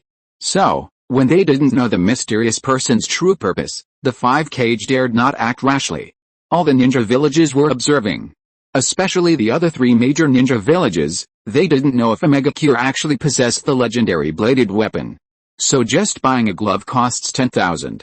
Hanzo of the salamander, upon hearing Kakuzu's price, immediately had black lines appear on his forehead and roared, not only do ninjutsu cards cost 100,000 each, but you also need to buy chakra batteries? What the hell? He had actually thought this thing would bring chaos to the ninja world? Putting aside the ninjutsu cards, just consider that chakra battery. How come he had never heard of it in all his years in the ninja world? A set would cost nearly 200,000, which is equivalent to an A-rank mission. How could ordinary people afford that? There's no way around it, Kakuzu said helplessly. The research costs are exorbitant. He wasn't wrong about that. Back then, to research this wireless glove, the Grand Elder kept running to him, just asking for money. How could he recoup his costs if he didn't sell it for a higher price? Of course, if you buy a lot, we can give you a discount. Hearing this, Hanzo of the salamander raised an eyebrow and asked casually, what kind of discount? 9.98% off. Hanzo of the salamander suddenly didn't want to continue the conversation. This discount made him want to punch someone. Never mind. Hanzo of the salamander raised his head, his sharp eyes fixed on Kakuzu, and asked in an icy tone, as long as you answer one question for me, I will buy it at full price. As for why he didn't meet the gaze of the Rinnegan beside him, for some reason, seeing the Rinnegan always gave Hanzo of the salamander an uneasy feeling. What question? Kakuzu's eyes lit up immediately. Who would want a discount if they could avoid it? He said. It's just... Hanzo of the salamander looked at Kakuzu and asked sharply, what exactly is the purpose of your organization? To maintain peace in the ninja world. Kakuzu said without hesitation. He had just heard Uzumaki-jun say that morning that the Akatsuki organization was established to point out a peaceful and bright path for the ninja world. So, he wasn't lying. However, Hanzo of the salamander stared at Kakuzu with a blank expression. This guy was an arms dealer, talking about maintaining peace in the ninja world. Did he think he, a demigod of the ninja world, was an idiot? Why didn't he say it was to improve the happiness index of the people? So, how? Hanzo of the salamander sneered at Kakuzu, not believing a word he said. Sigh. Kakuzu sighed helplessly. This time he really wasn't lying. Because, he had only joined that morning, and then, after hearing what Uzumaki-jun had told him. Since you don't want to talk about it. Hanzo of the salamander didn't delve any deeper. He already knew it wouldn't be so easy to get their core secrets out. His purpose was. Who exactly is the person with the Mangekyou Sharingan? That was what he really wanted to ask. Does Uchiha Shin? After hearing this, Kakuzu paused for a moment, sighed, and said, he has already betrayed our organization. Uzumaki-jun had also told him about this alias. Huh? Hanzo of the salamander stared at Kakuzu in disbelief. How could he have betrayed them? Are you kidding me? Then he's a member of the Uchiha Clan? Hanzo asked, frowning. However, no one knows his true identity, Kakuzu said helplessly. But, he claims to be from Konoha. To join us in search of the great wish to achieve peace in the ninja world. I'm speechless. Chapter 2. Chapter 150. Give me back my 6 paths blades. The truth is irrelevant, nobody cares. As long as the news is to their advantage, someone will uphold it, turning the lie into reality, until everyone believes it. So, after Hanzo of the Salamander placed his order and paid the deposit, Jun Uzumaki left with Kakuzu. What happened next was no longer their concern. With the 3 great ninja villages amassing a large force in the Land of Rain, there was no room for compromise between Hanzo of the Salamander and the 3 great ninja villages. Whether the 3 great ninja villages wanted to invade the Land of Rain or use it as a battlefield, only war remained between them. It was just a matter of whether Hanzo of the Salamander would ultimately fight 3 against 1 or 3 against 1. So, when this lie was told, someone would make it true. Jun Uzumaki didn't need to worry about any of this, especially since he had prepared a great gift for Konoha. I wonder what Hirozen Sarutobi will do then? Jun Uzumaki smirked. He'll probably have a hard time clearing his name. Being a peace ambassador for the ninja world isn't easy. What? Inoki slammed his hands on the stone table. Ouch, that hurt a bit, but he didn't care about such trivial matters anymore. Instead, he stared incredulously at the stone ninja kneeling before him, saying, Hanzo of the Salamander said that the one-eyed Mangekyo Sharingan is from Konoha. And he's already betrayed their organization? Inoki murmured in disbelief, so he's wanted by their organization now? This was all too unbelievable. Although he originally planned to join forces with the Sands village to take down Konoha and cripple their economy, now, they've all become the side of justice? The Akatsuki? Inoki frowned, asking the kneeling Jonin, do you know what they're doing in the Land of Rain? Only he and the Raikage knew that the 6 paths blade technique was a complete joke. We don't know yet. Shinobu shook his head and said, the spies left in the Land of Rain haven't found anything. Hearing Shinobu's words, Inoki fell into deep thought. What exactly did the Akatsuki organization want? Did they go to Iwagakure in the Land of Lightning just to exterminate their clans? But, what did the Kamasumi clan and the Blood Pond clan do to offend them? Why were they so ruthless? Continue to send more spies into the Land of Rain, Inoki said, frowning. Report immediately if any intelligence is discovered. There was no turning back now. When Iwagakure sent so many troops and prepared so many supplies, the war had already begun. If it ended so easily, wouldn't Iwagakure suffer a huge loss?